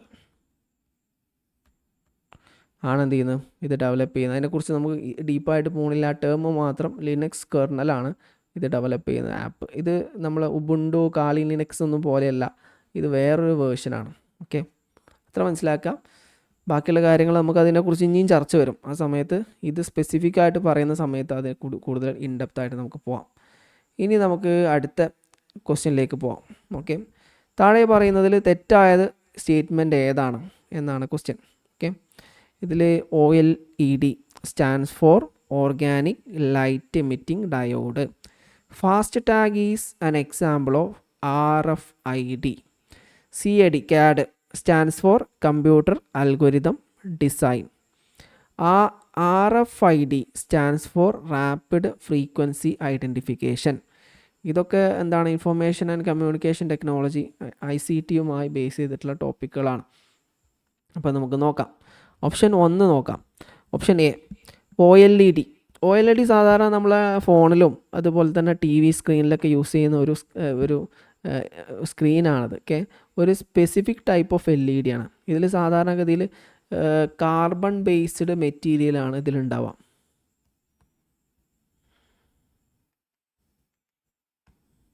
ബേസ്ഡ് മെറ്റീരിയലുള്ള ഒരു സ്ക്രീനിൽ യൂസ് ചെയ്യുന്ന ഒരു LED ടൈപ്പാണ്. ഇതിലൂടെ എന്ത് ചെയ്യുന്നുണ്ട്, ഇലക്ട്രിസിറ്റി കടത്തി വിടുന്ന സമയത്ത് എന്ത് ചെയ്യുകയാണ് ചെയ്യുക, അതിൽ കളറിൽ ചേഞ്ച് വരികയാണ് ചെയ്യുക. അപ്പോൾ ഞാനിപ്പോൾ ഈ സ്ക്രീനിൽ ഇങ്ങനെ എഴുതുന്നത് കണ്ടല്ലോ, ഇതിങ്ങനെ ഈ കളർ ചേഞ്ച് വരുന്നത് നിങ്ങളെ ഫോണിൽ ഉണ്ടാവുന്ന കാർബൺ ബേസ്ഡ് മെറ്റീരിയലിൻ്റെ ഉള്ളിലൂടെ ഇലക്ട്രിസിറ്റി കണക്ട് വിടുമ്പോഴാണ് ഈ കളറിൽ ചേഞ്ച് വരുന്നത്. അത് നമുക്ക് സ്ക്രീനായിട്ട് ഇങ്ങനെ കാണുകയാണ്. അപ്പോൾ അതിൻ്റെ ടെക്നിക്കൽ വശം വേറെ ഉണ്ട്. അപ്പോൾ ചുരുക്കി പറഞ്ഞാൽ OLED stands for organic light emitting diode. അതിൻ്റെ ഫുൾ ഫോം അത് തന്നെയാണ്. O for organic, L for light, E for emitting, D for diode. അപ്പോൾ ക്വസ്റ്റ്യനിലേക്ക് നോക്കുക, ഓർഗാനിക് ലൈറ്റ് എമിറ്റിംഗ് ഡയോഡ്, അത് കറക്റ്റാണ് കേട്ടോ. ഇനി രണ്ടാമത്തത് ഫാസ്റ്റ് ടാഗ് നമുക്ക് അറിയാവുന്നതാണ്. ഹൈവേയിലൂടെയൊക്കെ വണ്ടി ഓടിക്കുന്ന സമയത്ത് നമ്മൾ ഈ പലതരത്തിലുള്ള എന്തുകളുണ്ടാവും, ടോൾ പ്ലാസകളുണ്ടാവും. ഈ ടോൾ പ്ലാസയിലൊക്കെ നമുക്ക് എന്ത് ചെയ്യണം, ടാക്സ് കൊടുക്കണം, നമുക്ക് ടോൾ കൊടുക്കേണ്ടതുണ്ട്. അതിൻ്റെ പകരമായിട്ട് നമ്മൾ യൂസ് ചെയ്യുന്ന ഒരു സ്റ്റിക്കറാണത് ഫാസ്റ്റ് ടാഗ്. എന്താണ് സ്റ്റിക്കർ, നമ്മളെ വിൻഷീൽഡിൽ ഒട്ടിക്കാറുണ്ട്. നിങ്ങൾ ദൂരയാത്രയൊക്കെ ചെയ്യുന്ന ആൾക്കാരാണെങ്കിൽ നിങ്ങൾക്ക് അറിയുന്നുണ്ടാവും. അപ്പോൾ ഇത് സ്കാൻ ചെയ്തിട്ട് എന്ത് ചെയ്യും, ഓട്ടോമാറ്റിക് നമ്മളെ ടോള് ഓട്ടോമാറ്റിക് ഡിറ്റക്റ്റ് ചെയ്യും ഈ ടോൾ പ്ലാസയിൽ. അതിന് യൂസ് ചെയ്യുന്ന ഒരു ടാഗാണ് എന്ത്, ഫാസ്റ്റ് ടാഗ് എന്ന് പറയുന്നത്. നമുക്ക് അറിയുന്നുണ്ടാവും. അത് ഒരു RFID ആണ് എന്നാണ് ക്വസ്റ്റ്യൻ. RFID എന്ന് പറഞ്ഞാൽ റേഡിയോ ഫ്രീക്വൻസി ഐഡൻറ്റിഫിക്കേഷൻ.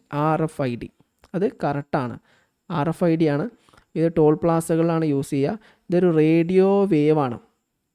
ഇത് സിമ്പിളായിട്ട് പറയുകയാണെങ്കിൽ ഈ ടോൾ പ്ലാസകളിലൊക്കെ ഒരു പ്രത്യേക തരം റേഡിയോ വേവ് റോഡിന് നേരെ തിരിച്ചു വെച്ചിട്ടുണ്ടാവും. അപ്പോൾ വാഹനങ്ങൾ വരുന്ന സമയത്ത് ഈ ഫാസ്റ്റ് ടാഗ് ഉണ്ടല്ലോ, ഈ ഫാസ്റ്റ് ടാഗ് സ്ക്രീനിലുണ്ടാവും, കാറിൻ്റെ വിൻഡ് സ്ക്രീനിലുണ്ടാവും. അപ്പോൾ അത് വെച്ചിട്ട് എന്ത് ചെയ്യും, അത് ഓട്ടോമാറ്റിക് എന്ത് ചെയ്യും, ഈ വണ്ടി ഫാസ്റ്റ് ടാഗിൽ എന്ത് ചെയ്യും, അത് ഡിറ്റക്റ്റ് ചെയ്യുകയാണ് ചെയ്യുക. സ്കാൻ ചെയ്തിട്ട് അതിന് പൈസ ഓട്ടോമാറ്റിക് എന്ത് ചെയ്യും, ഡിഡക്റ്റ് ചെയ്യുന്ന ഒരു സംവിധാനമാണ്. നമ്മൾ അക്കൗണ്ടിൽ നിന്ന് പൈസ എടുക്കുന്നൊരു സംവിധാനം. അപ്പോൾ നമ്മൾ വണ്ടി നിർത്തേണ്ട ആവശ്യമില്ല, ഓട്ടോമാറ്റിക് എന്ത് ചെയ്യും, അത് പൈസ എടുക്കുന്നത്. നിങ്ങൾക്ക് അറിയണം തന്നെ. പിന്നെ അടുത്തത് CAD stands for computer algorithm design. ശരിക്കും അത് തെറ്റാണ്, ആൻസർ തെറ്റാണ്. CAD എന്ന് പറഞ്ഞാൽ സാധാരണഗതിയിൽ CAD എന്ന് പറഞ്ഞ വാക്കാണത്. ശരിക്കും CAD എന്ന് പറഞ്ഞാൽ കമ്പ്യൂട്ടർ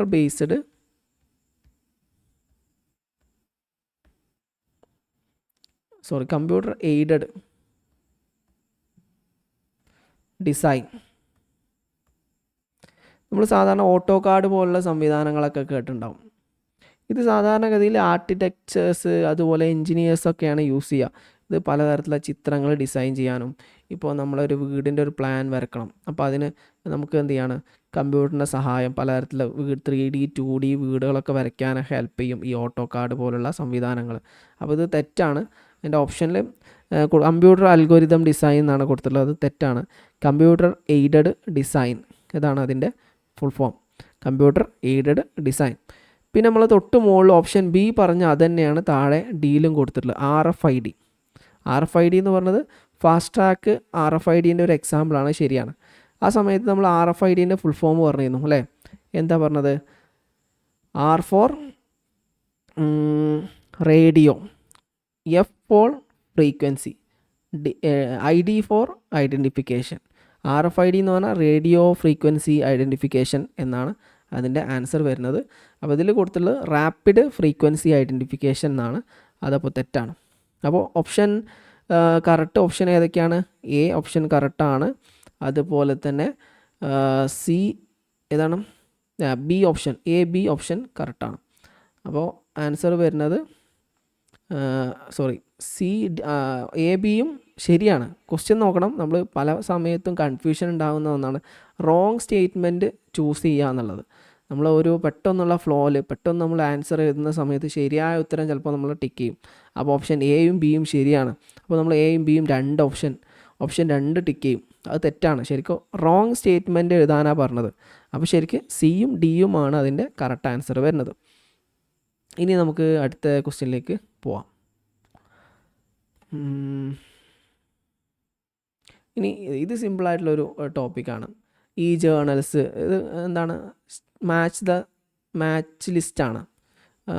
ലിസ്റ്റ് 1 ലിസ്റ്റ് 2 ഇതെന്ത് ചെയ്യാം? മാച്ച് ചെയ്യാം. ഇത് നമുക്ക് അറിയുന്ന കാര്യങ്ങൾ തന്നെയാണ്. ഈ ജേർണൽസ്, ഈ ബുക്സ്, ഈസിൻസ് എന്ന് പറഞ്ഞാൽ ഈ മാഗസീൻസിൻ്റെ ഷോർട്ടാണ് ഈസിൻസ് എന്ന് പറയുന്നത് കേട്ടോ. പിന്നെ അതുപോലെ CD-ROMs. ഈ ജേർണൽസ് എന്ന് പറഞ്ഞാൽ 4 ഓപ്ഷൻ ഇവിടെ ഉണ്ട്. Used for storing large volume of data, published on web as well as digital format. പിന്നെ പീസ് ഓഫ് സോഫ്റ്റ്വെയർ. അതുപോലെ can be used to store articles on a file server in the form of magazine. Okay, ഇവിടെ ഈ journal എന്ന് പറഞ്ഞാൽ എന്താ ശരിക്കും? അത് നിങ്ങൾക്ക് അറിയാവുന്നതാണ്. ആർക്കെങ്കിലും പറയാൻ കഴിയും? ഈ ജേർണൽ എന്ന് പറഞ്ഞാൽ അതിൽ ഏതാണ്? ജേർണൽ എന്ന് പറഞ്ഞാൽ സാധാരണ നമ്മൾ എന്ത് ചെയ്യാണ്? പ്രിൻ്റഡ് ഫോമിലുള്ള ജേർണൽസിനെ ജേർണൽസ് എന്ന് പറയുമ്പോൾ, ഈ ജേർണൽസ് എന്ന് പറഞ്ഞാൽ അത് ഡിജിറ്റൽ ഫോർമാറ്റ് യൂസ് ചെയ്തിട്ട് നമ്മൾ പബ്ലിഷ് ചെയ്യുന്ന ജേർണൽസിന് എന്ത് പറയും? ഡിജിറ്റൽ ഈ ജേർണൽ എന്ന് പറയും. അത് നമുക്ക് അറിയണത് തന്നെയാണ്. അത് ഓപ്ഷൻ 2 ആണ്. Published on the web as well as digital format. For example ഒരു PDF രൂപത്തിൽ നമുക്ക് ഒരു മാഗസീൻ നമ്മളെ കയ്യിൽ കിട്ടുകയാണ്, അല്ലെങ്കിൽ ഒരു ജേർണൽ നമ്മൾ കിട്ടുകയാണ്. അത് ഈ ജേർണലാണ്. അത് നമുക്ക് വെബ്സൈറ്റിലും അവൈലബിൾ ആണ്. നമുക്ക് ഡിജിറ്റൽ ഫോർമാറ്റിലൊക്കെ ആക്സസ് ചെയ്യാൻ പറ്റുന്ന രീതിയാണ്. പിന്നെ ഈ ബുക്ക് എന്ന് പറഞ്ഞാൽ എ പീസ് ഓഫ് സോഫ്റ്റ്വെയർ ആണ്. ഇത് സാധാരണഗതിയിൽ ഒരു ഈ കണ്ടൻ്റ് ആണ്, ഒരു ഡിജിറ്റൽ ഫയലാണ്, ഒരു പീസ് ഓഫ് സോഫ്റ്റ്വെയർ ആണ്. ഇത് നമുക്ക് എന്ത് ചെയ്യാൻ പറ്റും? ഇത് ഒരു ആപ്ലിക്കേഷൻ ആയിരിക്കും. ഏതെങ്കിലും ഒരു ആപ്ലിക്കേഷൻ യൂസ് ചെയ്തുകൊണ്ട് ഓപ്പൺ ചെയ്യാൻ പറ്റുന്ന ബുക്കുകളായിരിക്കും. ഇപ്പോൾ നമ്മൾ PDF റീഡർ ഉപയോഗിച്ചുകൊണ്ട് മാത്രമേ എന്ത് ചെയ്യാൻ പറ്റുള്ളൂ? PDF ഓപ്പൺ ചെയ്യാൻ പറ്റുള്ളൂ. അങ്ങനെയുള്ള ബുക്ക് കണ്ടൻറ്റ് തന്നെ ആയിരിക്കും, അതൊരു ഡിജിറ്റൽ ഫയലായിരിക്കും. ഓക്കെ, അപ്പോൾ അത് ഓപ്ഷൻ വരുന്നത് ഓപ്ഷൻ 3 ആണ്. പീസ് ഓഫ് സോഫ്റ്റ്വെയറിൻ്റെ ഒരു കഷ്ണമാണ്. പിന്നെ അടുത്ത ഈസിൻ എന്ന് പറഞ്ഞാൽ ഇലക്ട്രോണിക് മാഗസിൻ എന്നാണ് ഈസിനോട് ഉദ്ദേശിക്കുന്നത്. ഇത് ശരിക്കും നമ്മൾ എന്ത് ചെയ്യാണ്? ഇത് ഓപ്ഷൻ വരുന്നത് ഓപ്ഷൻ 4 ആണ്. ഇത് നമ്മൾ ഒരു ക്ലൗഡ് സെർവറിൽ അല്ലെങ്കിൽ ഏതെങ്കിലും ഒരു സെർവറിൽ സ്റ്റോർ ചെയ്യുന്ന മാഗസീനുകളാണ്. ഇതിൻ്റെ നമുക്ക് ഇപ്പോൾ ഫോർ എക്സാമ്പിൾ നിങ്ങൾ എന്ത് ചെയ്യും? ഈ കോളേജുകളിലൊക്കെ സ്കാനിങ് ബാർകോഡുകൾ ഉണ്ടാവും. അത് സ്കാൻ ചെയ്ത് QR കോഡ് സ്കാൻ ചെയ്ത് കഴിഞ്ഞാൽ മാഗസീൻ ഓപ്പൺ ചെയ്യാൻ പറ്റും. അത് എന്തെങ്കിലും സെർവറിൽ ഇത് സേവ് ചെയ്ത് വെച്ചിട്ടുണ്ടാവും. നമ്മളെന്ത് ചെയ്യാണ്? ഇത് സ്കാൻ ചെയ്യുന്ന സമയത്ത് ആ സെർവറിൽ പോയിട്ട് ആ ബുക്ക് നമുക്ക് ആക്സസ് ചെയ്യാൻ പറ്റും. അത് ഈ മാഗസീൻസ് എന്ന് പറയും. അതൊക്കെ അതിൻ്റെ വ്യത്യസ്ത യൂസ് കേസുകളാണ് പറയേണ്ടത്. നമ്മൾ സാധാരണ ഇതെല്ലാം ഒന്നായിട്ട് തന്നെ പറയാറ്. പിന്നെ CD-ROM എന്ന് പറഞ്ഞാൽ മുമ്പൊക്കെ ഈ ക്ലൗഡ് സ്റ്റോറേജ് വരുന്നതിന് മുമ്പൊക്കെ എന്തായിരുന്നു? നമ്മൾ സാധനങ്ങൾ സ്റ്റോർ ചെയ്ത് വെച്ചിരുന്നത് ഈ CD-ROMകളായിരുന്നു. Compact disc read only memory എന്നാണ് അതിൻ്റെ ഫുൾ ഫോം. മുമ്പേ നമുക്ക് അറിയുന്ന കാര്യമാണ്. ഒരു 10 കൊല്ലം മുമ്പൊക്കെ സ്ഥിരമായിട്ട് നമ്മൾ സി ഡികളെ യൂസ് ചെയ്തിരുന്നത് പാട്ടുകൾ കേൾക്കാനും സിനിമ കാണാനും ഗെയിമുകളാണെങ്കിലും സോഫ്റ്റ്വെയറുകളാണെങ്കിലും ഒക്കെ സി ഡിയിലായിരുന്നു എന്ത് ചെയ്യുന്നത്, ഷെയർ ചെയ്തിരുന്നത്. അതിപ്പോൾ ഇപ്പോൾ ക്ലൗഡ് സ്റ്റോറേജ് വന്നതിന് ശേഷം എന്ത് ചെയ്യുന്നത്, ഭൂരിഭാഗം ഡേറ്റകൾ നമ്മൾ ക്ലൗഡിലാണ് സ്റ്റോർ ചെയ്യുന്നത് അല്ലേ. ഇപ്പോൾ നമ്മുടെ നോട്ട്സുകളൊക്കെ നിങ്ങൾക്കറിയാം, അത് നിങ്ങൾ ഒക്കെ ക്ലൗഡിലാണ് സ്റ്റോർ ചെയ്യുന്നത്. നിങ്ങൾക്ക് എപ്പോൾ വേണമെങ്കിലും എന്ത് ചെയ്യാം, അത് ആക്സസ് ചെയ്യാൻ പറ്റും. സി ഡി ആകുമ്പോൾ സി ഡി നമ്മളെ കയ്യിലുള്ള സമയത്ത് മാത്രമേ അത് ആക്സസ് ചെയ്യാൻ പറ്റുള്ളൂ.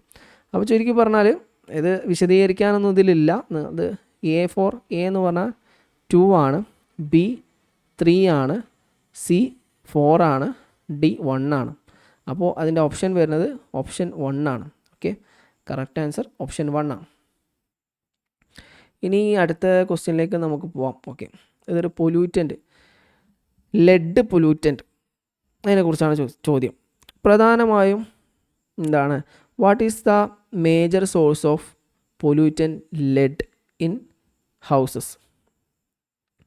ലെഡ് എന്ന് പറഞ്ഞാൽ പണ്ടൊക്കെ നമ്മൾ ലെഡ് ഒരു തരത്തിലുള്ള ഒരു കെമിക്കലാണ്. ഇത് നമ്മൾ എന്ത് ചെയ്യുന്നുണ്ട്, പൊല്യൂഷന് വേണ്ടിയിട്ട് നമ്മൾ ഇത് പൊല്യൂഷന് പല സമയത്തും കാരണമാവും. ഓക്കെ, ഇത് സാധാരണ നമ്മൾ വീട്ടിൽ വീട്ടിൽ ചില ഉപകരണങ്ങളിൽ ചില വസ്തുക്കളിൽ ലെഡ് കലർന്നിട്ടുണ്ട്. ഈ ലെഡ് കാരണം നമുക്ക് പലതരത്തിലുള്ള രോഗങ്ങളൊക്കെ വരാൻ സാധ്യതയുണ്ട്. അത് ഏതിലാണ് ഉണ്ടാവുക എന്നാണ് ചോദ്യം. ഓക്കെ, അത് ഓപ്ഷൻ നോക്കുക, ഒന്നുകൂടെ സൂം ചെയ്യാം.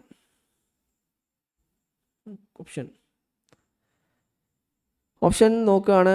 What is the major source of pollutant lead? നമ്മൾ ലീഡ് എന്നൊക്കെ വായിക്കും അറിയാതെ. Lead in homes. ഒന്ന് ഫർണിച്ചർ, മറ്റൊന്ന് പെയിൻറ്റ്, അട്ടൻസിൽസ്, നോട്ട്ബുക്സ്. ഇതിൽ ആൻസർ ആദ്യം പറയാം. ആൻസർ പെയിൻ്റാണ് കേട്ടോ. പെയിൻറ്റിലാണ് ഏറ്റവും കൂടുതൽ ലെഡ് ഉണ്ടാവുക.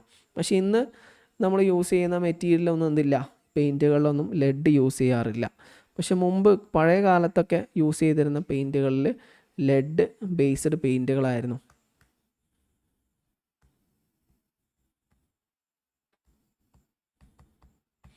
ഇതിൻ്റെ ഒരു പ്രശ്നത എന്താ വെച്ചാൽ, ഇത് അങ്ങനെ മനുഷ്യൻ്റെ പോയിസണിങ് വസ്തുവാണെങ്കിലും എന്ത് ചെയ്യില്ല, പെട്ടെന്നൊന്നും മനുഷ്യൻ്റെ ശരീരത്തിനുള്ളിലേക്കൊന്നും പ്രവേശിക്കുന്നില്ല. അത് കുറേ കാലം കിടക്കുമ്പോൾ ഒരു 50 വർഷം 60 വർഷമൊക്കെ കഴിയുന്ന സമയത്ത് ഇതൊന്ന് പൊട്ടും. അതുപോലെ ഇതിങ്ങനെ പൊളിഞ്ഞു പോരാനൊക്കെ തുടങ്ങും.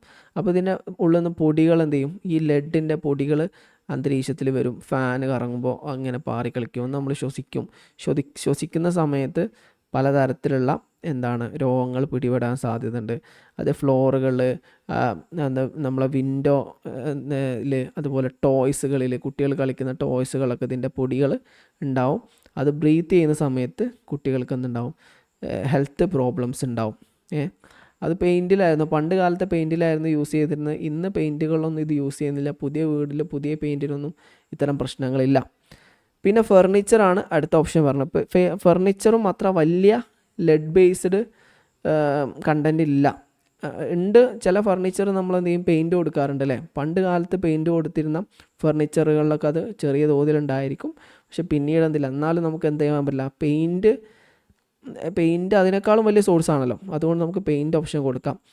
പിന്നെ അട്ടൻസിൽസ് പറയുകയാണെങ്കിൽ പഴയ കാലത്തുണ്ടായിരുന്ന എല്ലാ പാത്രങ്ങളിലും ഒന്നും എന്തില്ല, ലെഡില്ല. പക്ഷേ പഴയ കാലത്ത് യൂസ് ചെയ്യുന്ന ഈ സെറാമിക് പാത്രങ്ങൾ, ക്രിസ്റ്റൽ ഗ്ലാസ് വെയറുകൾ, അതിലൊക്കെ ചെറിയ തോതിൽ ലെഡ് കലർന്നിട്ടുണ്ടായിരുന്നു.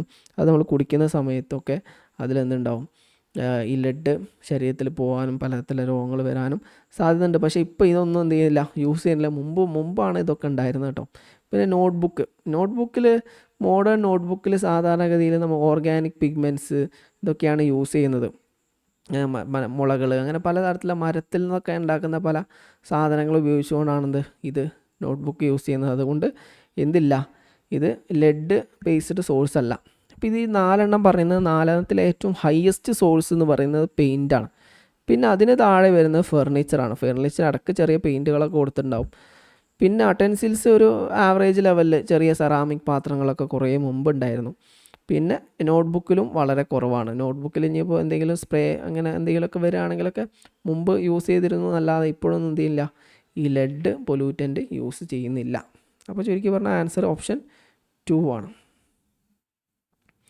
ഇനി നമുക്ക് 41ാമത്തെ ചോദ്യത്തിലേക്ക് കടക്കാം, 42ാമത്തെ ക്വസ്റ്റ്യനിലേക്ക് കടക്കാം. എന്താണ് noise induced permanent threshold shift? Threshold എന്ന് പറഞ്ഞാൽ എന്താണ്? പരിധിക്കാണ് ത്രിഷോൾഡ് എന്ന് പറയാം. ത്രിഷോൾഡ് പരിധി. ഇപ്പോൾ നമുക്ക് മനുഷ്യന് എന്തുണ്ട്? കേൾവി ഒരു നിശ്ചിത ഡെസിബലിന് മുകളിലുള്ളതും നിശ്ചിത ഡെസിബലിന് താഴെയുള്ള സൗണ്ട് എന്ത് ചെയ്യില്ല, മനുഷ്യന് കേൾക്കാൻ കഴിയില്ല. അത് എത്രയാണ് കൃത്യമായിട്ട് നമുക്ക് അറിയില്ല, ഏതായാലും നോക്കാം. സാധാരണഗതിയിൽ എന്താണ് നേരിയ സൗണ്ട് ഡെസിബൽ ഒരു ആവറേജിൻ്റെ ഉള്ളിലാണ് എന്ത് ചെയ്യുക, ആവറേജിൻ്റെ ഉള്ളിലുള്ള സൗണ്ടുകൾ മാത്രമേ മനുഷ്യന് എന്ത് ചെയ്യാൻ പറ്റുള്ളൂ, കേൾക്കാൻ പറ്റുള്ളൂ. ഇപ്പോൾ ഭൂമി കറങ്ങുന്നുണ്ട് അല്ലേ, നമ്മൾ ഫിസിക്സ് ഒക്കെ പഠിക്കുന്ന സമയത്ത് നമ്മൾ പഠിച്ചിട്ടുണ്ടാകും, ഭൂമി കറങ്ങുന്നുണ്ട്, നല്ല ശബ്ദത്തിലാണ് കറങ്ങുന്നത്. പക്ഷെ നമുക്കത് കേൾക്കാൻ കഴിയുന്നില്ല. എന്തുകൊണ്ടാണ്? അത്രയും സൗണ്ടിലാണ്. നമ്മളെ ശബ്ദത്തിൻ്റെ പരിമിതിക്ക് അപ്പുറത്തുള്ള ശബ്ദമാണ് ഈ ഭൂമി കറങ്ങുന്നതും ഈ പ്രപഞ്ചത്തിലെ വ്യത്യസ്ത ശബ്ദങ്ങളൊക്കെ ഇവിടെ ഉണ്ട്. പക്ഷെ അതൊന്നും നമുക്ക് കേൾക്കാൻ കഴിയാത്തത് അത് നമ്മളുടെ ശബ്ദ പരിമിതിക്ക് അപ്പുറത്തുള്ളത് കൊണ്ടാണ്. പല ജീവജാലങ്ങൾക്കും ഈ ശബ്ദങ്ങൾ കേൾക്കാൻ കഴിയും. നായ പോലുള്ള ജീവജാലങ്ങൾക്കൊക്കെ ഇത് നമ്മൾ ഹയസ്റ്റ് ഡെസിബൽ സൗണ്ടുകളൊക്കെ കേൾക്കാൻ പറ്റും. അതുപോലെ തന്നെ അപ്പോൾ നമുക്ക് എന്തുണ്ട്, ഒരു പരിധി ഉണ്ട് അല്ലേ, അതിന് ഹയർ ത്രെഷോൾഡ് എന്ന് പറയും. ഓക്കെ, അതിനപ്പുറത്തുള്ള സൗണ്ട് നമുക്ക് കേൾക്കാൻ പറ്റില്ല. മറ്റ് ജീവജാലങ്ങൾക്ക് ചിലപ്പോൾ കേട്ടുകൂടായില്ല, നമുക്ക് എന്ത് ചെയ്യാൻ പറ്റില്ല, കേൾക്കാൻ കഴിയില്ല. അതേപോലെ തന്നെ ലോവസ്റ്റ് ഡെസിബൽ ഉണ്ട്. ലോവസ്റ്റ് ഡെസിബൽ എന്ന് പറഞ്ഞാൽ നമുക്ക് കേൾക്കാൻ കഴിയുന്ന ശബ്ദം ഏറ്റവും ഒരു കുറഞ്ഞ ശബ്ദമുണ്ട്, അതിൻ്റെ താഴെയുള്ള സൗണ്ട് നമുക്ക് കേൾക്കാൻ പറ്റില്ല. അതിന് ലോവർ ത്രിഷോൾഡ് എന്ന് പറയും. ഹൈ ത്രെഷോൾഡും ഉണ്ട്, ലോ ത്രെഷോൾഡും ഉണ്ട്. ജസ്റ്റ് അത് നമ്മൾ ഈ ക്വസ്റ്റ്യൻ ബേസ് ചെയ്തിട്ട് അല്ല, കുറച്ചും കൂടി ഡീപ്പായിട്ട് പറഞ്ഞതാണ്. ഈ പരിധിക്കുള്ളിൽ നിന്ന് കണ്ടാണ് എന്ത് ചെയ്യുക, മനുഷ്യന് കേൾക്കാൻ കഴിയാം. ചില സമയത്ത് മനുഷ്യൻ എന്ത് ചെയ്യും, കുറേ കാലമായിട്ട് ദീർഘകാലമായിട്ട് നല്ല സൗണ്ട് ഇങ്ങനെ കേട്ടുകൊണ്ടിരിക്കുകയാണ്. അപ്പോൾ ഇത് കേട്ടുകൊണ്ടിരിക്കുന്ന സമയത്ത് മനുഷ്യൻ്റെ കേൾവിയുടെ പരിധിയിലൊക്കെ ചേഞ്ച് വരും. ഫോർ എക്സാമ്പിൾ, ചില സമയത്ത് ഒരു ഫാക്ടറി, വലിയ ഫാക്ടറിയാണ്, നല്ല സൗണ്ട്, എപ്പോഴും നല്ല സൗണ്ട് മാത്രമുള്ള ഒരു സ്ഥലമാണ്. ഒരാൾ അവിടെ ഒരു 10 കൊല്ലം ജോലി ചെയ്തു എന്ന് കരുതാം. അപ്പോൾ അതെന്ത് ചെയ്യും, അയാളുടെ ചെവിയിലുള്ള ചില ഭാഗങ്ങളെ അത് എഫക്റ്റ് ചെയ്യും. അങ്ങനെ എഫക്റ്റ് ചെയ്യുന്ന സമയത്ത് പിന്നീട് അയാൾക്ക് ഉണ്ടാവുക നല്ല ഹൈ സൗണ്ടിൽ കേൾക്കുന്ന, ഹൈ സൗണ്ടിലുള്ള ശബ്ദങ്ങൾ മാത്രമേ ആ വ്യക്തിക്ക് കേൾക്കാൻ കഴിയുള്ളൂ. ചെറിയ സൗണ്ടുകൾ കേൾക്കാൻ കഴിയില്ല. ചുരുക്കി പറഞ്ഞാൽ, സിമ്പിളായിട്ട് പറയുകയാണെങ്കിൽ, ഒരുപാട് ദീർഘകാലം നല്ല ശബ്ദം കേട്ട് കഴിഞ്ഞാൽ നമുക്ക് എന്ത് ചെയ്യാൻ പറ്റും, നമ്മളെ ചെവി ചെറിയ ശബ്ദങ്ങളൊന്നും സെൻസ് ചെയ്യൂല. അതിന് ആണ് എന്ത് പറയുന്നത്, noise induced permanent threshold shift എന്ന് പറയുന്നത്. അതുകൊണ്ട് ഉദ്ദേശിക്കുന്നത് എന്താ വെച്ചാൽ, മൂന്നാമത്തെ ഓപ്ഷനാണ് shift in permanent threshold due two years of high level industrial noise. ഒന്നുമില്ല, നമ്മളൊരു വ്യവസായ മേഖലയിൽ കുറേ കാലം വർക്ക് ചെയ്യുകയാണ്. അപ്പോൾ ഞാൻ നേരത്തെ പറഞ്ഞല്ലോ, നല്ല ശബ്ദം, കുറേ കാലം ദീർഘമായി നല്ല ശബ്ദം ഇങ്ങനെ കേട്ടുകൊണ്ടിരിക്കുന്ന നമുക്ക് അവിടെ നിന്ന് മാറി വേറൊരു സ്ഥലത്തേക്ക് പോയി കഴിഞ്ഞാൽ നമുക്ക് ചെറിയ ശബ്ദമൊന്നും കേൾക്കാൻ കഴിയില്ല. വാഹനത്തിൻ്റെ ശബ്ദം നമ്മൾ ആരെങ്കിലും വിളിച്ചാൽ നമ്മൾ കേൾക്കില്ല. കാരണം അത്രയും കാലം ഹൈ സൗണ്ട് നമ്മളിങ്ങനെ കേട്ടുകൊണ്ടിരിക്കുകയല്ലേ. അപ്പോൾ നമ്മളെ ചെവീൻ്റെ ഉള്ളിലുള്ള ഒരു പാട്ടുണ്ട്, ആ പാട്ടിന് എന്ത് ചെയ്യും, തകരാറ് സംഭവിക്കും. അതെന്തിന് കാരണമാവും, നമ്മളെ ചെവിയുടെ ഹിയർ സെൽ എന്ന് പറഞ്ഞിട്ടൊരു ഭാഗമുണ്ട് നമ്മളെ ഒരു ചെവീൻ്റെ ഉള്ളിൽ. ഓക്കെ, ഹയർ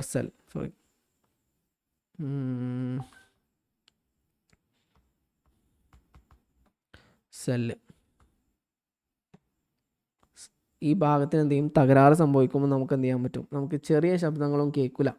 ഇവിടെ 2 തരത്തിലുള്ള എന്തുണ്ട്, ഈ ശബ്ദത്തിൻ്റെ പ്രശ്നങ്ങൾ 2 തരത്തിലുണ്ടാവാം. ഒന്ന് ടെമ്പററി ഷിഫ്റ്റും ഉണ്ട്, അതുപോലെ തന്നെ പെർമനൻറ്റ് ഷിഫ്റ്റും ഉണ്ട്. ഇവിടെ നമ്മൾ കണ്ടല്ലോ NIPTS, അത് പെർമനൻറ്റ് ഷിഫ്റ്റാണ്. അതായത് നമ്മളെ ചെവി കുറേ കാലം, ഒരു 10 വർഷം ഒരു ഫാക്ടറിയിൽ വർക്ക് ചെയ്താൽ, ഉദാഹരണം പറഞ്ഞാൽ പെട്ടെന്ന് മനസ്സിലാവുന്നുള്ളതുകൊണ്ടാണ്, 10 വർഷം ഒരു ഫാക്ടറിയിൽ വർക്ക് ചെയ്ത് കഴിഞ്ഞാൽ പിന്നെ അവിടെ നിന്ന് അങ്ങോട്ട് മരണം വരെ നമുക്ക് എന്ത് ചെയ്യില്ല, ചെറിയ ശബ്ദങ്ങൾ തീരെ കേൾക്കാൻ കഴിയില്ല. പെർമനൻ്റായിട്ട് നമ്മളെ ശബ്ദത്തിൻ്റെ ത്രിഷോൾഡ് എന്ത് ചെയ്തു, ഹൈക്ക് ചെയ്തു. ഇപ്പോൾ നമ്മൾ നേരത്തെ പറഞ്ഞല്ലോ, നമ്മളെ ശബ്ദത്തിൻ്റെ ഒരു പരിധി ഉണ്ട്, ഒരു ഹയർ ലെവലും ഒരു ലോവർ ലെവലും ഉണ്ട്. ഇതിൻ്റെ ഇടയിലുള്ള മാത്രമേ നമ്മൾ കേൾക്കുള്ളൂ. നമ്മൾ കുറേ കാലം ദീർഘമായിട്ട് ഇങ്ങനെ വലിയ ശബ്ദങ്ങൾ കേട്ട് കഴിഞ്ഞാൽ ഈ ശബ്ദം ഈ ഭാഗത്തിൻ്റെ മുകളിലേക്ക് ഷിഫ്റ്റ് ചെയ്യും. അപ്പോൾ ചെറിയ ശബ്ദങ്ങളൊന്നും നമുക്ക് കേൾക്കാൻ കഴിയില്ല, അത്ര തന്നെ. ഇത് 2 തരത്തിലുണ്ട്. ഒന്ന് ടെമ്പററി ഷിഫ്റ്റ്, TTS. പിന്നെ പെർമനൻറ്റ് ഷിഫ്റ്റ്, അതിന് നമ്മൾ നേരത്തെ ക്വസ്റ്റ്യനിൽ പറഞ്ഞ NIPTS. ഈ ടെമ്പററി ഷിഫ്റ്റ് സാധാരണ ഉണ്ടാവുക നമുക്ക് കുറഞ്ഞ നേരത്തേക്കൊക്കെ ചിലപ്പോൾ ചെറിയ ശബ്ദങ്ങളൊന്നും കേൾക്കാൻ കഴിയില്ല. ഫോർ എക്സാമ്പിൾ നമ്മൾ നല്ലൊരു മ്യൂസിക് പാർട്ടിയിലേക്കോ ഒരു DJ പാർട്ടിയിലേക്കോ അല്ലെങ്കിൽ എന്തെങ്കിലും ഒരു ശബ്ദം ഭയങ്കര ശബ്ദമുള്ള ഒരു സ്ഥലത്ത് മൈക്കിൻ്റെ മുമ്പിലൊക്കെ പോയി നിന്ന് കഴിഞ്ഞാൽ കുറച്ച് നേരത്തേക്ക് നമുക്ക് ശബ്ദത്തിന് ഒരു ബുദ്ധിമുട്ടുണ്ടാവില്ലേ. കുറച്ച് നേരത്തേക്ക് ചെറിയ ശബ്ദങ്ങളൊന്നും നമുക്ക് കേൾക്കാൻ കഴിയില്ല. അതിന് TTS എന്ന് പറയും, ടെമ്പററി ഷിഫ്റ്റ്. ഓക്കെ. NIPTS എന്ന് പറഞ്ഞാൽ ലോങ് ടേം ലൈഫ് ടൈമിൽ ഫുള്ള് നീണ്ടു നിൽക്കുന്ന ഒരു പ്രോസസ്സാണ്. അത് ഉണ്ടായി കഴിഞ്ഞാൽ പിന്നെ ഒരിക്കലും മാറില്ല.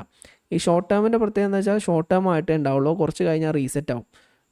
ഒന്ന് ഫ്രീ ആയി കഴിഞ്ഞാൽ അല്ലെങ്കിൽ ഒന്ന് നേരം വെളുത്ത് കഴിഞ്ഞാൽ അല്ലെങ്കിൽ ഒരു 12 മണിക്കൂറൊക്കെ കഴിഞ്ഞ് കഴിഞ്ഞാൽ അത് പഴയ പോലെ ശബ്ദം നോർമലാവും. ഇതെന്ത് ചെയ്യാൻ പറ്റും? പെർമനൻ്റ് ആയിട്ട് നമ്മളെ ചെവിയെ ഡാമേജ് ചെയ്യുന്നതാണെന്ത് noise induced permanent threshold shift എന്ന് പറയുന്നത്. അത് സാധാരണ ഇൻഡസ്ട്രിയൽ മേഖലയിലൊക്കെ വർക്ക് ചെയ്യുന്ന സമയത്ത് ഉണ്ടാകുന്ന ഒരു ഇതാണ്. ഓക്കെ. അപ്പോൾ അതിൽ ഓപ്ഷൻ 3 ആണ് ആൻസർ വരുന്നത്. രണ്ടാമതും പിന്നെ ഇതിൽ പറയുന്ന വേറെ ഓപ്ഷൻ നോക്കുകയാണെങ്കിൽ ഒന്നാമത്തെ ഷിഫ്റ്റ് ഓപ്ഷൻ വായിക്കുകയാണെങ്കിൽ ഇതിൽ മൂന്നാമത്തെ ആട്ടോ കറക്റ്റ് ഓപ്ഷൻ. ബാക്കിയുള്ള ഓപ്ഷനും കൂടെ നമുക്ക് ജസ്റ്റ് ഒന്ന് നോക്കാം. Shift due to exposure of high level sound comparatively short period. അതിപ്പോൾ നമ്മൾ നേരത്തെ പറഞ്ഞല്ലോ, 2 തരത്തിലുണ്ട്. ഒന്ന് പെർമനൻറ്റും ഒന്ന് ടെമ്പററിയാണ്. TTS എന്ന് പറഞ്ഞാൽ എന്താണ്? താൽക്കാലികമായിട്ട് ടെമ്പററി ആയിട്ട് ഉണ്ടാവുന്ന ത്രഷോൾഡ് ഷിഫ്റ്റിനാണെന്ന് പറയാം. ഇവിടെ TTS എന്ന് പറഞ്ഞാൽ ടെമ്പററി ത്രഷോൾഡ് ഷിഫ്റ്റ്. താൽക്കാലികമായിട്ട് നമ്മളെ ശബ്ദത്തിന് ചെറിയൊരു മാറ്റം ഉണ്ടാവും. അതായത് കുറഞ്ഞ പരിധിയുള്ള ശബ്ദം കേൾക്കാതിരിക്കുക. താൽക്കാലികമായിട്ടാണെങ്കിൽ എന്താണ്? Temporary threshold ഷിഫ്റ്റാണ്. 1ഉം 4ഉം അതന്നെ പറയും, due to shorter noise exposure. അപ്പോൾ 1ഉം 4ഉം ശരിക്ക് എന്താ പറയുന്നത്? ടെമ്പററി ആണ് പറയുന്നത്, പെർമനൻ്റ് അല്ല. 3ആണ് പെർമനൻ്റ് പറയുന്നത്. ഇനി ഓപ്ഷൻ 2 നമുക്ക് നോക്കാം. ഹോങ്കിങ്സ് വോയിസ്. അതായത് ഇപ്പോൾ കുറേ കാലം ഇത് ശരിക്കും എന്താ പറയുക, ചിലപ്പോൾ നമ്മൾ നേരത്തെ പറഞ്ഞ പോലെ ഈ വാഹനങ്ങളുടെ ഹോണ് കാരണം നമുക്ക് എന്ത് ചെയ്യും? കുറഞ്ഞ സമയത്തേക്ക് ശബ്ദം ട്രാഫിക് സൗണ്ടുകൾ എന്ത് ചെയ്യും? നമ്മൾ ഡിസ്റ്റർബ് ചെയ്യും. ഒരു നോയ്സി പ്ലേസിൽ പോകുന്ന സമയത്ത് നമുക്ക് ശബ്ദങ്ങൾ എന്ത് ചെയ്യും? ഹയർ ശബ്ദങ്ങൾ കൂടുതൽ കേൾക്കാൻ സാധിക്കും. ലോവർ ശബ്ദങ്ങൾ ചിലപ്പോൾ നമുക്ക് കേൾക്കാൻ കഴിയില്ല. അതിനാണ് എന്ത് പറയാം? Shifting due to honking of vehicles. വാഹനങ്ങൾ ഇങ്ങനെ നിർത്തിയിടുന്ന സമയത്ത്, നല്ല തിരക്കുള്ള സമയത്ത് ചെറിയ ശബ്ദങ്ങൾ നമുക്ക് കേൾക്കാൻ കഴിയില്ല. അതിനാണ് ഹോങ്കിങ്സ് ഓഫ് വെഹിക്കിൾ എന്ന് പറയുന്നത്. അപ്പോൾ ഇവിടെ പറഞ്ഞത് 2 തരത്തിലുള്ള ത്രഷോൾഡുകളുണ്ട്. ഒന്ന് പെർമനൻറ്റ് ത്രഷോൾഡും ടെമ്പററി ത്രഷോൾഡ് ഷിഫ്റ്റും. പെർമനൻറ്റ് ത്രഷോൾഡ് ഷിഫ്റ്റ് കാരണം പൂർണ്ണമായിട്ടും നമുക്ക് നമ്മളെ മരണം വരെ പിന്നെ നമുക്ക് ഹയർ വോയിസ് മാത്രമേ കേൾക്കാൻ കഴിയുള്ളൂ എന്തെങ്കിലും സാഹചര്യത്തിൽ നമ്മൾ ജീവിക്കുകയാണെങ്കിൽ. അതായത് ഫാക്ടറിയാണ് ഇതിൽ പറയുന്നത്. ടെമ്പററി ത്രഷോൾഡ് ഷിഫ്റ്റ് എന്ന് പറഞ്ഞാൽ നമ്മൾ കുറഞ്ഞ നേരത്തേക്ക് നമ്മളെ ശബ്ദം കുറഞ്ഞ നേരത്തേക്ക് ചെറിയ ശബ്ദങ്ങൾ നമുക്ക് കേൾക്കാൻ കഴിയാത്ത അവസ്ഥ. അതാണ് ടെമ്പററി ത്രഷോൾഡ് ഷിഫ്റ്റ് എന്ന് പറയുന്നത്. ഇനി നമുക്ക് അടുത്ത ക്വസ്റ്റ്യനിലേക്ക് കടക്കാം. Arrange the sequences of process leading to formation of ozone hole. Ozone hole എങ്ങനെ ഉണ്ടാവുന്നത്, അതിൻ്റെ പ്രോസസ്സ് താഴെ പറയുന്ന ഓർഡറിൽ എഴുതാം. 5 ഓപ്ഷൻ 1 2 3 4 5 ഭാഗങ്ങൾ എഴുതിയിട്ടുണ്ട്. ഇതിനൊരു ഓർഡർ ഉണ്ട്. ഇത് ഓർഡറിൽ എഴുതാം, നോക്കാം. അതിൻ്റെ ഓർഡർ തന്നെ നമുക്ക് പറയാൻ നോക്കാം. ഇതിൻ്റെ ആൻസർ വരുന്നത് ഓപ്ഷൻ 2 ആണ് കേട്ടോ. BDACE ആണ്. ഓരോന്നും നമുക്ക് നോക്കാം. അതായത് ഓസോൺ പാളിയെ നിങ്ങൾക്ക് അറിയാലോ, അന്തരീക്ഷത്തിൽ ഓസോൺ പാളിയുണ്ട്. ഈ ഓസോൺ പാളി ഉള്ളത് കൊണ്ടാണ് എന്ത് ചെയ്യുന്നത്? അൾട്രാ വയലറ്റ് റേസ് ഒന്നും നമ്മളിലേക്ക് വരാത്തത്. അപ്പോൾ ഈ ഓസോൺ പാളി വിള്ളൽ ഉണ്ടാവാനുള്ള കാരണം എന്താണ്? ഓക്കെ. ഇത് മനുഷ്യനിർമ്മിതമായ ചില പ്രവർത്തനങ്ങൾ കാരണം ഓസോൺ പാളിയിൽ എന്തുണ്ടാവും? ഹോൾ ഉണ്ടാവും.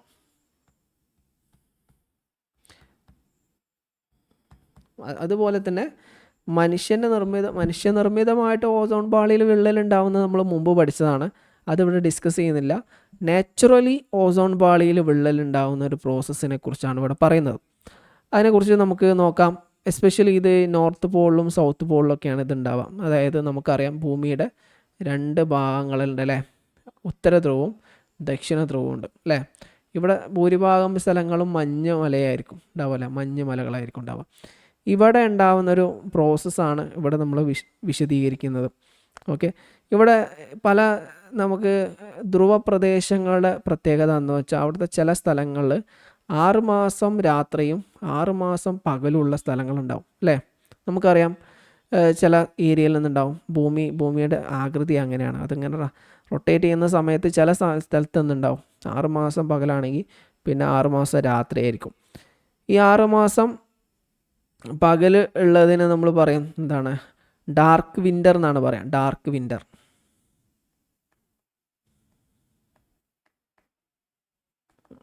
ഇതിൽ പറയണത് ജസ്റ്റ് മനസ്സിലാവാൻ വേണ്ടിയിട്ട് പറഞ്ഞതാണ് ഡാർക്ക് വിൻ്റർ. ഡാർക്ക് വിൻ്റർ എന്ന് പറഞ്ഞാൽ 6 മാസം നീണ്ടു നിൽക്കുന്ന വിൻ്റർ. 6 മാസം രാത്രി കഴിഞ്ഞാൽ പിന്നെ 6 മാസം കഴിഞ്ഞിട്ട് അവിടെ സൂര്യൻ ഉദിക്കുള്ളൂ. അപ്പോൾ ഡാർക്ക് വിൻ്റർ എന്ന് പറയും. അപ്പോൾ നമുക്ക് ചോദ്യത്തിലേക്ക് കടക്കാം. അപ്പോൾ ഈ ഓസോൺ പാളിയിൽ വിള്ളൽ എങ്ങനെയാണ് ഉണ്ടാവുന്നത്, നാച്ചുറലി ഉണ്ടാവുന്ന വിള്ളൽ? അതിൽ ഫസ്റ്റ് ഉണ്ടാവുന്നത് വോർട്ടെക്സ് ഫോർമേഷനാണ്.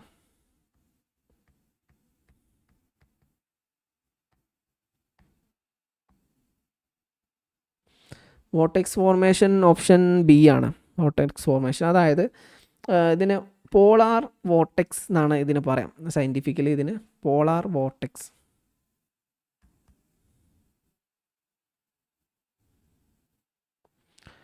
ഇത് ഒരു തരത്തിലുള്ള ചുഴി പോലുള്ള ഒരു എന്താണ് ഇതാണ്. ഇതിങ്ങനെ ചുഴി പോലുള്ള ഒരു കാറ്റാണ് വോർട്ടെക്സ്. കാറ്റടിക്കുന്ന സമയത്ത്, സിമ്പിളായിട്ട് പറയുകയാണെങ്കിൽ കാറ്റടിക്കുന്ന സമയത്ത് ഉണ്ടാവും ഒരു ചുഴി പോലെ രൂപപ്പെടും. ഇങ്ങനെ ചുഴി പോലെ ഇങ്ങനെ നമ്മൾ കണ്ടിട്ടില്ലേ, കാറ്റടിക്കുന്ന സമയത്ത് ഇങ്ങനെ ചുഴി പോലെ രൂപപ്പെടുന്നു. അപ്പോൾ ഇതിങ്ങനെ ചുഴി പോലെ രൂപപ്പെടുന്നതിനെയാണ് എന്താ പറയുക, വോർട്ടെക്സ് ഫോർമേഷൻ എന്ന് പറയാം. ഓക്കെ, അപ്പോൾ ഈ വോർട്ടെക്സ് ഫോർമേഷന് ശേഷം എന്ത് സംഭവിക്കുന്നു? രണ്ടാമതായിട്ട് ഇതൊക്കെ സയൻറ്റിഫിക്കലി ഉള്ള കാര്യങ്ങളാണ്, നമുക്ക് മനസ്സിലാവുന്ന കാര്യങ്ങൾ മാത്രം എഴുതിയാൽ മതി. ഇതൊക്കെ ടഫസ്റ്റ് ക്വസ്റ്റ്യൻസ് ആണ്. ഉണ്ട് പോളാർ, എല്ലാ ക്വസ്റ്റ്യനിലും ഒന്നും ഉണ്ടാവും ടഫായിട്ടുള്ള കുറച്ച് ഭാഗങ്ങളുണ്ടാവും, എളുപ്പമുള്ള ഭാഗങ്ങളും ഉണ്ടാവും. ഇതൊക്കെ ടഫായിട്ടുള്ള നമ്മൾ പഠിച്ചെത്താത്ത ഏരിയകളാണ് ഇതൊക്കെ. രണ്ടാമത്തത് പോളാർ സ്ട്രാറ്റോസ്ഫിയറിക്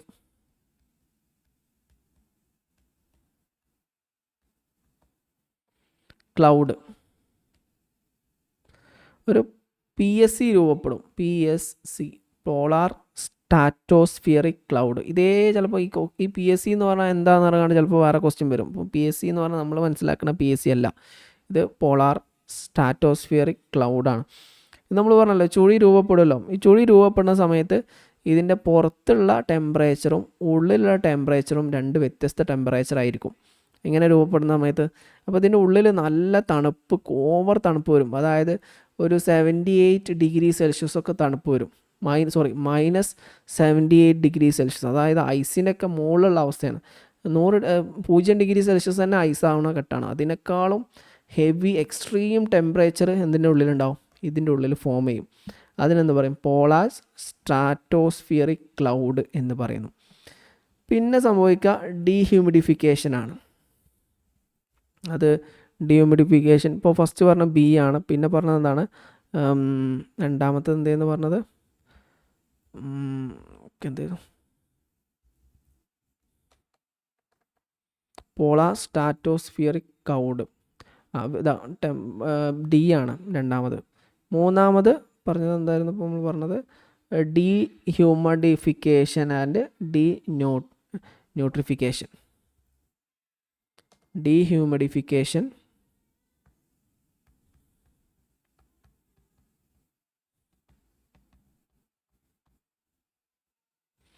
അതുപോലെ തന്നെ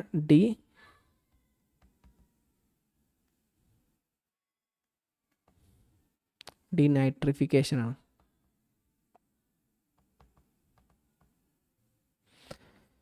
ഇതിങ്ങനെ എന്ത് ചെയ്യുന്നു, ഐസ് ക്ലൗഡ് ഇങ്ങനെ എന്ത് ചെയ്തു, എന്ത് ചെയ്യും, ഐസ് ക്ലൗഡ് ഇങ്ങനെ ഡെവലപ്പ് ചെയ്ത് വരും. അതിനെന്ത് ചെയ്യും, നൈട്രജൻ്റെ ഇതെന്ത് ചെയ്യും, അന്തരീക്ഷത്തിൽ നൈട്രജൻ്റെ ഭാഗം എന്ത് ചെയ്യും, ഇതിങ്ങനെ ഡെവലപ്പ് ചെയ്ത് വരും. നൈട്രജൻ ഒരു ഭാഗത്ത് ചെയ്യും ഇങ്ങനെ. ഇപ്പോൾ നമ്മൾ ഈ ക്ലൗഡിൻ്റെ മുകളിലൊക്കെ എന്ത് ചെയ്യും, നൈട്രജൻ്റെ ഭാഗങ്ങളൊക്കെ എന്ത് ചെയ്യും, ഇങ്ങനെ ഇതായി നിൽക്കും. പല ഭാഗങ്ങളും പല രീതിയിൽ ഇങ്ങനെ എന്ത് ചെയ്യും. അതുപോലെ ക്ലോറിൻ അതിൻ്റെ ഭാഗങ്ങളൊക്കെ എന്ത് ചെയ്യും, ഒരു ഓരോ ഭാഗത്ത് ഇങ്ങനെ ഡെവലപ്പായി വരും. അതായത് സിമ്പിളായിട്ട് പറയുകയാണെങ്കിൽ പലതരത്തിലുള്ള കെമിക്കലുകൾ എന്ത് ചെയ്യും ഈ ക്ലൗഡിൻ്റെ ഉള്ളിൽ പല ഭാഗത്തായിട്ട് ഇങ്ങനെ നിൽക്കും. പിന്നെ അത് കഴിഞ്ഞിട്ട് അടുത്ത സ്റ്റേജ് പറയുന്നത് പ്രീ കണ്ടീഷനിങ്. പ്രീ കണ്ടീഷൻ എന്ന് പറഞ്ഞാൽ ഒന്ന് കഴിഞ്ഞ് ഒരു മണിക്കൂർ വരും, അങ്ങനെ സമയമൊന്നുമില്ല കേട്ടോ. അതിങ്ങനെ പെട്ടെന്ന് ചെറിയ ചേഞ്ചുകൾ വരും സാഹചര്യം അനുസരിച്ച്. 4 പ്രീ കണ്ടീഷനിങ്. പ്രീ കണ്ടീഷനിങ് എന്ന് പറഞ്ഞാൽ ഇപ്പോൾ നമ്മൾ ഈ ക്ലൗഡ് പറഞ്ഞല്ലോ, ഇങ്ങനെ ഈ ക്ലൗഡ് ഇങ്ങനെ ഉണ്ടാവും. ഈ ക്ലൗഡിൻ്റെ മുകളിൽ എന്ത് ചെയ്യും പ്രധാനപ്പെട്ട കെമിക്കലുകളൊക്കെ മുകളിൽ എന്ത് ചെയ്യും ഇങ്ങനെ വരും. വലിയ നല്ല റൗണ്ടിൽ ഇങ്ങനെ ഇതാക്കി ഇങ്ങനെ വരികയല്ലേ. അപ്പോൾ ഇതിൻ്റെ ഏറ്റവും മുകളിൽ പ്രത്യേകിച്ച് ക്ലോറിന് അങ്ങനെയുള്ള പലതരത്തിലുള്ള കെമിക്കലുകൾ മുകളിൽ ഇങ്ങനെ ഒരു ഐസ് ക്ലൗഡിൻ്റെ മുകളിൽ എന്ത് ചെയ്യും അതിങ്ങനെ നിൽക്കും. ഈ ക്ലോറിനൊക്കെ എന്ന് പറഞ്ഞാൽ ഭയങ്കര എന്താണ് എനർജി റിസോഴ്സസ് ആണ്. അതുപോലുള്ള പല കെമിക്കൽസും ഇതിലെന്ത് ചെയ്യുന്നുണ്ട് മുകളിൽ ഇങ്ങനെ സ്റ്റോർ ചെയ്യപ്പെടും. അവിടെ നമ്മൾ നേരത്തെ പറഞ്ഞ പോലെ ഡാർക്ക് വിൻ്റർ ആണല്ലോ ഉള്ളത്. ഡാർക്ക് വിൻ്ററിൻ്റെ പ്രത്യേകത എന്താ വെച്ചാൽ വെയിലുണ്ടാവില്ല. അപ്പോൾ ഈ കെമിക്കൽസും ഇതൊക്കെ എന്ത് ചെയ്യും ഇവിടെ തന്നെ ഇങ്ങനെ നിൽക്കും. ഓക്കെ, അപ്പോൾ ഈ കെമിക്കൽസ് ഇവിടെ നിൽക്കുന്നു. പിന്നെ എന്ത് ചെയ്യും സൂര്യപ്രകാശം വരുന്നു. 6 മാസം കഴിഞ്ഞു സൂര്യപ്രകാശം വരുന്നു. അപ്പോൾ അത് വരുന്ന സമയത്ത് ഓസോൺ ഡിസ്ട്രക്ഷൻ ബൈ കാറ്റലിസ്റ്റ്, അത് ഓപ്ഷൻ ഇ ആണ്. അപ്പോൾ എന്ത് സംഭവിക്കും ഈ കെമിക്കൽസൊക്കെ എന്ത് ചെയ്യും UV റേസ് ഈ കെമിക്കൽസിന് തട്ടും. സൂര്യപ്രകാശം വന്നിട്ട് എന്ത് ചെയ്യും ഈ കെമിക്കൽസിൻ്റെ മേൽ തട്ടും. അപ്പോൾ എന്ത് സംഭവിക്കും അന്തരീക്ഷത്തിലുണ്ടാകുന്ന ഈ ഓസോൺ വിള്ളൽ എന്താണ് പലതരത്തിലുള്ള ഹ്യൂമിഡിറ്റി അങ്ങനെ പലതരത്തിലുള്ള കെമിക്കലുകളുണ്ടല്ലോ. ഇപ്പോൾ ഓസോൺ ഉണ്ടല്ലോ H3 അങ്ങനെ പലതരത്തിലുള്ള കെമിക്കലുകൾ ഓസോൺ പാളിയായിട്ട് നിലക്കുന്ന കെമിക്കലുണ്ടല്ലോ, അതെന്ത് ചെയ്യും വിഘടിക്കും. അതെന്ത് ചെയ്യും വലിയ ഐസ് ബ്രേക്കുകളും കട്ടകളൊക്കെ ആയിട്ട് എന്ത് ചെയ്യും അതങ്ങോട്ട് താഴത്തേക്ക് വീഴും. അപ്പോൾ അവിടെ ഒരു ഹോൾ ഉണ്ടാവും. ഓസോൺ ഹോൾ എന്ന് പറഞ്ഞാൽ വലിയൊരു ഹോട്ട ഉണ്ടാകണമല്ല. അത് ശരിക്കും നമ്മളിങ്ങനെ ഒരു പായ വിരിക്കുമ്പോൾ ആ പായയിൽ ചില ഭാഗങ്ങൾ എന്ത് ചെയ്യും നമ്മൾ കുറേ കാലം ഒരു പായയിൽ കിടക്കുന്ന സമയത്ത് ചില ഭാഗത്ത് എന്ത് ചെയ്യും ചില ഭാഗത്ത് നല്ല കട്ടി ഉണ്ടാവും, ചില ഭാഗത്ത് എന്ത് ചെയ്യും ചെറിയ ഇങ്ങനെ ഭാഗങ്ങളൊക്കെ ഉണ്ടാവും, പിന്നെയും നല്ല കട്ടിയുള്ള ഭാഗങ്ങളുണ്ടാവും. അപ്പോൾ ഇവിടെ കട്ടി കുറഞ്ഞ് വരിക എന്നാണ് ശരിക്കും ഇത് ഓസോൺ ഹോൾ ഉണ്ടാവുക എന്നുകൊണ്ട് ഉദ്ദേശിക്കുന്നത്. അപ്പോൾ സിമ്പിളായിട്ട് ചുരുക്കി പറയുകയാണെങ്കിൽ ഒരു ഓസോൺ പാളിയിൽ ഇത് നാച്ചുറലി ഓസോൺ വിള്ളൽ ഉണ്ടാകുന്ന ഒരു പ്രോസസ്സാണ് ഇവിടെ പറയുന്നത്. ആദ്യം എന്ത് ചെയ്യും വോർട്ടെക്സ് ഫോം ചെയ്യും. വോർട്ടെക്സ് എന്ന് പറഞ്ഞാൽ ഒരു തരത്തിലുള്ള കാറ്റാണെന്ന് ഒരു ചുഴിയാണെന്ന് മനസ്സിലാക്കുക. ചുഴി ഉണ്ടായിക്കഴിഞ്ഞാൽ പിന്നെ എന്ത് ചെയ്യും അതിൻ്റെ ഉള്ളിലുള്ള ടെമ്പറേച്ചറും പുറത്തുള്ള ടെമ്പറേച്ചറും വ്യത്യാസം ഉണ്ടായിരിക്കും. ഈ 6 മാസം കൂടുമ്പോഴേ അവിടെ നേരം വെളുക്കുള്ളൂ. അപ്പോൾ ഇതിങ്ങനെ ചുഴി ഇങ്ങനെ നടക്കുന്നു, ഇങ്ങനെ അതിൻ്റെ ഉള്ളിൽ ടെമ്പറേച്ചറിൽ വ്യത്യാസം വരുന്നു. ടെമ്പറേച്ചർ വർദ്ധിച്ച് എന്ത് ചെയ്യും നല്ല തണുത്ത ഹൈ ടെമ്പറേച്ചറായി വരുന്നു. എന്ത് സാധനം അതിൻ്റെ ഉള്ളിൽ വന്നാലും അതൊക്കെ ഐസായി മാറും. അത്രയും ഹൈ ടെമ്പറേച്ചർ -78 ഡിഗ്രിയിലൊക്കെ ടെമ്പറേച്ചർ വരും. പിന്നെ അതിൽ കെമിക്കൽ റിയാക്ഷൻ ഉണ്ടാവുകയും പലതരത്തിലുള്ള കെമിക്കലുകൾ അതിൻ്റെ പല വശങ്ങളായിട്ട് ഇങ്ങനെ കെട്ടിക്കിടക്കുകയും മുകളിലേക്ക് എല്ലാ കെമിക്കലുകളും വരും. പക്ഷെ അത് പ്രത്യേകം മാറ്റങ്ങളൊന്നും ഉണ്ടാവില്ല. പക്ഷെ പിന്നെ സൂര്യൻ ഉദിക്കും. 6 മാസം കഴിഞ്ഞിട്ട് സൂര്യൻ ഉദിക്കുന്ന സമയത്ത് ഇതിനെന്തുണ്ടാവും സൂര്യപ്രകാശം ഇതിനെ തട്ടുന്നു. അപ്പോൾ ഇതെന്തുണ്ടാവും ഇവിടെ കെമിക്കൽ ചേഞ്ചസ് വരുന്നു. ഈ അന്തരീക്ഷത്തിലുള്ള ഈ ഓസോൺ ഭാഗങ്ങളൊക്കെ ഉണ്ടായിരുന്നു പൊട്ടിയിട്ട് എന്ത് ചെയ്യും താഴത്തേക്ക് വീഴും. പൊട്ടുക എന്ന് പറഞ്ഞാൽ അതിങ്ങനെ ചില തരത്തിലുള്ള വാട്ടർ വേപ്പറൊക്കെ ഉണ്ടാവും. വാട്ടർ വേപ്പർ ശരിക്കും ഒരു ഓസോണാണ്, ഇതാണ് ഒരു തരത്തിലുള്ള കെമിക്കലാണ്. ഇത്തരം സാധനങ്ങളൊക്കെ തണുപ്പ് കൂടുന്ന സമയത്ത് അന്തരീക്ഷത്തിന് എന്ത് ചെയ്യും ഈ നമ്മളെ ആലിപ്പഴമൊക്കെ വീഴുന്ന പോലെ പലതരത്തിലുള്ള സാധനങ്ങളൊക്കെ വീഴുന്നുണ്ട്, അവിടെ വിള്ളലുണ്ടാവുകയാണ് ചെയ്യാം. വിശദമായിട്ട് നമുക്ക് എന്ത് ചെയ്യാം പിന്നീട് നമുക്കിത് ഡിസ്കസ് ചെയ്യാം. ഇനി അടുത്ത ക്വസ്റ്റ്യനിലേക്ക് നമുക്ക് പോകാം. ഓപ്ഷൻ 44. ഓപ്ഷൻ 44 പറയുന്നത് എന്താണ് സസ്റ്റൈനബിൾ ഡെവലപ്മെൻറ്റ് ഗോളിനെ കുറിച്ചാണ്. സസ്റ്റൈനബിൾ ഡെവലപ്മെൻറ്റ് ഗോളിനെ കുറിച്ച് മുമ്പ് നമ്മളൊരു വട്ടം പറഞ്ഞതായിരുന്നു. എന്നാലും നമുക്ക് എന്ത് ചെയ്യാം സസ്റ്റൈനബിൾ ഡെവലപ്മെൻറ്റ് ഗോളിനെ കുറിച്ച് പറയാം. സസ്റ്റൈനബിൾ ഡെവലപ്മെൻറ്റ് ഗോള് എന്താണ് 2015 എന്ത് ചെയ്ത് അത് യുണൈറ്റഡ് നേഷൻ കൊണ്ടുവന്നത് എസ്റ്റാബ്ലിഷ് ചെയ്തതാണ്. 2015 അത് വന്നത്. അതിന് ടാർഗറ്റ് ഡേറ്റ് വരുന്നത് 2030. മില്ലേനിയം ഡെവലപ്മെൻറ്റ് ഗോൾ മുമ്പ് പഠിച്ചിരുന്നു അല്ലേ. മില്ലേനിയം ഡെവലപ്മെൻറ്റ് ഗോൾ 2000 വന്നിട്ട് 2015 എന്ത് ചെയ്തു അവസാനിച്ചു. ഇത് എന്താണ് സസ്റ്റൈനബിൾ ഡെവലപ്മെൻറ്റ് ഗോൾ 2015 സ്റ്റാർട്ട് ചെയ്തിട്ട് 2030 അവസാനിക്കും. ഓക്കെ, അപ്പോൾ ഇതിൽ മെയിനായിട്ട് എന്താണ് 17 ഗോളുകൾ പറയുന്നുണ്ട്. ഓക്കെ, 17 ടാർഗറ്റുകളുണ്ട്. ഈ 17 ടാർഗറ്റ് ഗോളുകൾ എന്ത് ചെയ്യുന്നുണ്ട് നമ്മൾ 2030 ആകുമ്പോഴേക്ക് അച്ചീവ് ചെയ്യണമെന്നാണ് പറയുന്നത്. ആ 17 ടാർഗറ്റുകൾ നമ്മൾ മുമ്പ് പറഞ്ഞതാണ്, എങ്കിലും എന്ത് ചെയ്യാം, ജസ്റ്റ് ഒന്നുകൂടെ നമുക്ക് നോക്കാം. ഒന്നാമത്തെ ടാർഗറ്റ് നോ പോവർട്ടി. രണ്ടാമത്തെ ടാർഗറ്റ് 0 ഹങ്കർ.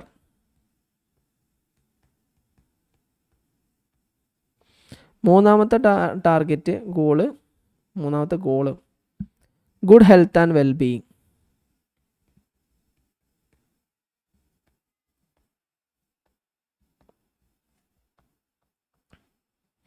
നാലാമത്തത് ക്വാളിറ്റി എഡ്യൂക്കേഷൻ.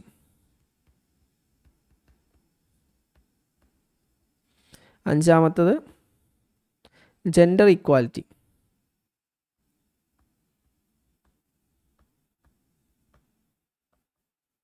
ഇത് നിർബന്ധമായിട്ട് നോക്കി പോകണം കേട്ടോ, ഈ 17 അത് ഇടക്ക് പല പ്രാവശ്യം എല്ലാ കൊല്ലം എന്തെങ്കിലുമൊക്കെ ഇതിൻ്റെ ഭാഗം ചോദിക്കാറുണ്ട്. ആറാമത്തെ ഗോള് വരുന്നത് റെഡ്യൂസ്ഡ് ഇനീക്വാലിറ്റി.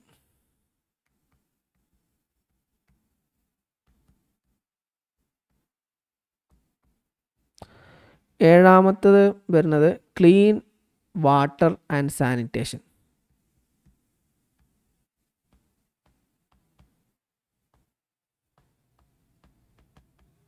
ഇത് വെരി വെരി ഇമ്പോർട്ടൻ്റ് ആട്ടോ. അത് നിങ്ങൾ എങ്ങനെ ആരും നോക്കി പോകണം. എന്തെങ്കിലും ഒരു ചോദ്യം എവിടെയെങ്കിലുമൊക്കെ ചോദിച്ചുകൂടായില്ല. ചിലപ്പോൾ ഓപ്ഷൻ തെറ്റായ ഓപ്ഷനായിട്ടൊക്കെ വരുത്. അപ്പോൾ തെറ്റാണെങ്കിൽ തന്നെ നമുക്ക് ഈ 17 കണ്ടെത്തി കഴിഞ്ഞാൽ 17 കൃത്യമായിട്ട് അറിയെങ്കിൽ നമുക്ക് എന്ത് ചെയ്യാൻ പാടില്ല.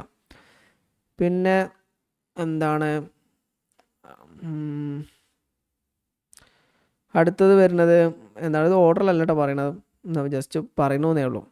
അഫോർഡബിൾ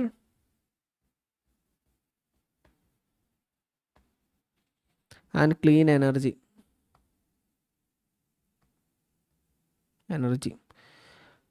അടുത്തതാണെന്ത്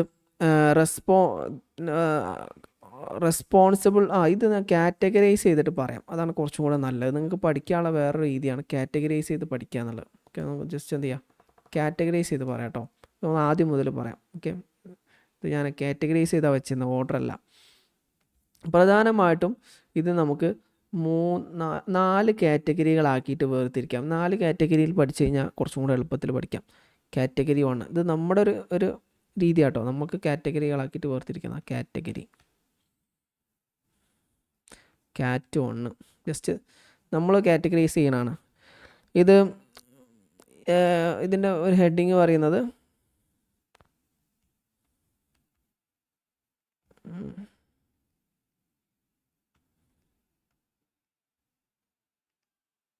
പ്രൊമോട്ടിങ് അല്ല, എന്താണ്, പോവർട്ടി ഇക്വാലിറ്റി. ഈ പോവർട്ടി ഇക്വാലിറ്റി എന്നീ വിഷയങ്ങളുമായി ബന്ധപ്പെട്ട ഗോളുകൾ ആദ്യം നമുക്ക് നോക്കാം. ഓക്കെ, ഇങ്ങനെ പഠിച്ചു കഴിഞ്ഞാൽ കുറച്ചും കൂടെ സുഖമാണ്. ഗോള് 1 വരുന്നത് എന്താണ്, നോ പോവർട്ടി. Goal 2 0 hunger. പിന്നെ ഗോൾ 3 ഇപ്പോൾ നേരത്തെ പറഞ്ഞ രീതി തന്നെയാണ്, ഇങ്ങനെ പഠിച്ചാൽ കുറച്ചും കൂടി എളുപ്പമാണ്. നമ്പറുകൾ പഠിച്ചു വെച്ചാൽ, നമ്പറുകൾ ഇടയ്ക്കിടയ്ക്ക് എക്സാമിന് ചോദിക്കണതാണ്. ഇത് ചോദിക്കില്ല. അപ്പോൾ നോ പോവർട്ടി എന്ന് പറഞ്ഞാൽ ഏതാണ്, 0 ഹങ്കർ എന്ന് പറഞ്ഞാൽ ഏതാണെന്ന് ചോദിക്കില്ല. ഗോൾ 1, ഗോൾ 2, ഗോൾ 5 അങ്ങനെയൊക്കെ ക്വസ്റ്റ്യൻ വരലുണ്ട്. അതിന് ഈ മെത്തേഡ് കുറച്ചും കൂടി നല്ലതാണ്. Good health and wellbeing.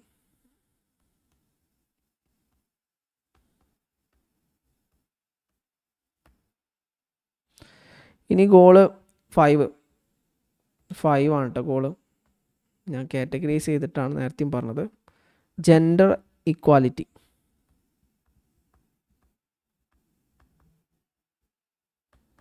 Okay, പിന്നെ ഗോൾ 10 റെഡ്യൂസ്ഡ് ഇനീക്വാലിറ്റീസ്.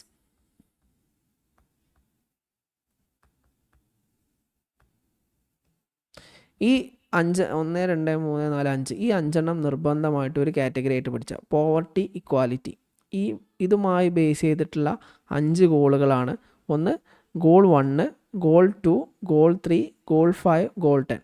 ഇതിങ്ങനെ ഈ നമ്പർ കാണാതെ പഠിച്ചാലും മതി, അല്ലെങ്കിൽ എന്ത് ചെയ്യുക, ഇത് മൊത്തത്തിൽ കാണാൻ പഠിച്ചാലും കുഴപ്പമില്ല, ഇങ്ങനെ പഠിച്ചു നോക്കണം. ഇപ്പോൾ എക്സാമിന് ഈ ക്വസ്റ്റ്യൻ നിങ്ങൾ കണ്ടോ, ഇതിൽ ഇങ്ങനെ SDG 8, SDG 3, SDG 4, SDG 7, SDG 6 അങ്ങനെ കണ്ടോ. ഇങ്ങനെ ക്വസ്റ്റ്യൻ വരുമ്പോൾ അത് എന്താണെന്ന് പറഞ്ഞിട്ടേക്കാരം ക്വസ്റ്റ്യൻ വരാം. അല്ലെങ്കിൽ SDG 1 എന്ന് പറഞ്ഞാൽ എന്താണ്, അങ്ങനെയൊക്കെ ക്വസ്റ്റ്യൻ വരാം. അപ്പോൾ നമ്മൾ കാറ്റഗറൈസ് ചെയ്ത് പഠിച്ചാൽ കുറച്ചും കൂടി എളുപ്പമാണ്. നിങ്ങളെ സൗകര്യത്തിന് കാറ്റഗറൈസ് ചെയ്യാം. ഞാൻ എൻ്റെ രീതിയിൽ കാറ്റഗറൈസ് ചെയ്താണ്. ഇത് പോവർട്ടി ഇക്വാലിറ്റി എന്നുള്ള ബേസിൽ 5 categorise: no poverty, zero hunger, good health and wellbeing, gender equality, reduced inequality, G1, G2, G3, G5, G10. ഇനി അടുത്ത് നമുക്ക് കാറ്റഗറി 2. ഇത് നമുക്ക് എന്ത് ചെയ്യാം, റിസോഴ്സ് പ്രൊട്ടക്ഷൻ.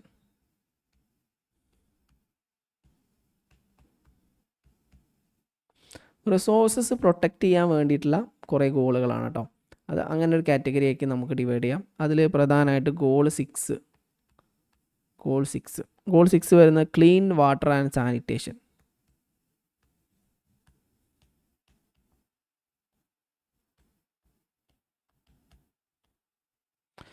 അടുത്തതാണ് 7,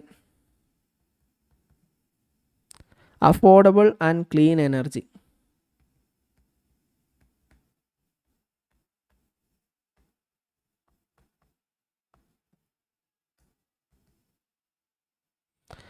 അടുത്തത് goal 12, responsible consumption and production.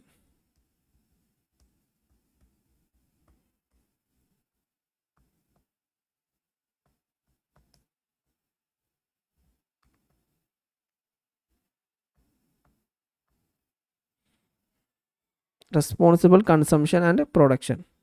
പിന്നെ goal 13, climate action.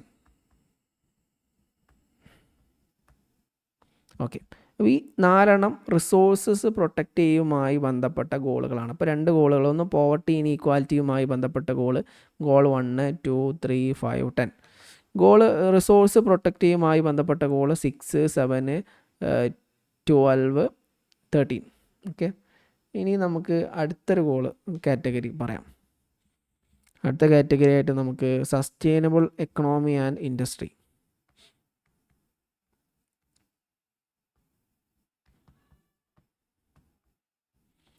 Economy and industry ഇതുമായി ബേസ് ചെയ്തിട്ടുള്ള ഗോളുകൾ: ഗോൾ 8,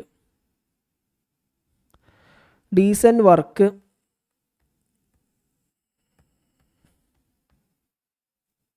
ആൻഡ് എക്കണോമിക് ഗ്രോത്ത്.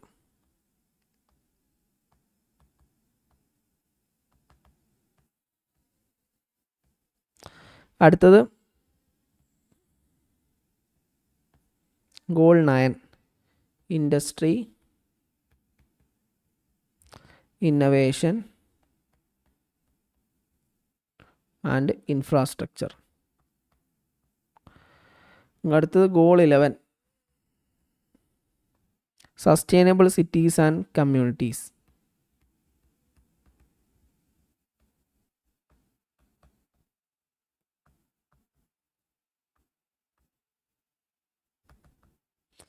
അപ്പോൾ നമ്മൾ മൂന്നാമത്തെ കാറ്റഗറി എക്കണോമി ഇൻഡസ്ട്രി ഇതുമായി ബന്ധപ്പെട്ടിട്ടുള്ള ഗോളുകൾ: ഗോൾ 8, ഗോൾ 9, ഗോൾ 11. അപ്പോൾ 3 കാറ്റഗറി ആക്കി. പോവർട്ടി ഈക്വാലിറ്റിയുമായി ബേസ് ചെയ്തിട്ടുള്ള 5 ഗോള്: ഗോൾ 1, 2, 3, 5, 10. റിസോഴ്സസ് പ്രൊട്ടക്റ്റ് ചെയ്യുന്നതുമായി ബന്ധപ്പെട്ട ഗോളുകൾ: ഗോൾ 6, 7, 12, 13. പിന്നെ എക്കണോമി ഇൻഡസ്ട്രി പ്രൊട്ടക്റ്റ് ചെയ്യാൻ വേണ്ടിയിട്ട് ഗോൾ 8, 9, 11. ഇനി എൻവയോൺമെൻറ്റും അതുപോലെ തന്നെ ഇൻസ്റ്റിറ്റ്യൂഷനും പ്രൊട്ടക്റ്റ് ചെയ്യാൻ വേണ്ടിയിട്ട് environment and institution.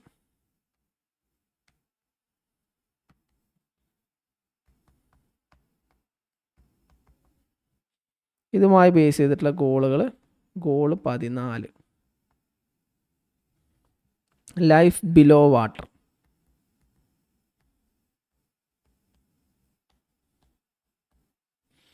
Goal 15, life on land. അടുത്തത് goal 16, peace, justice and strong institutions.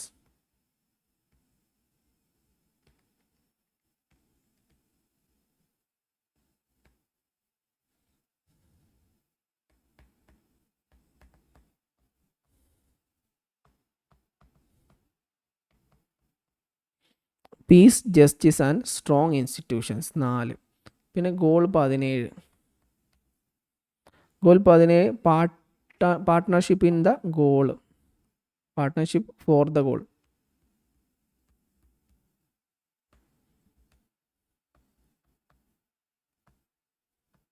Okay, partnership for the goal.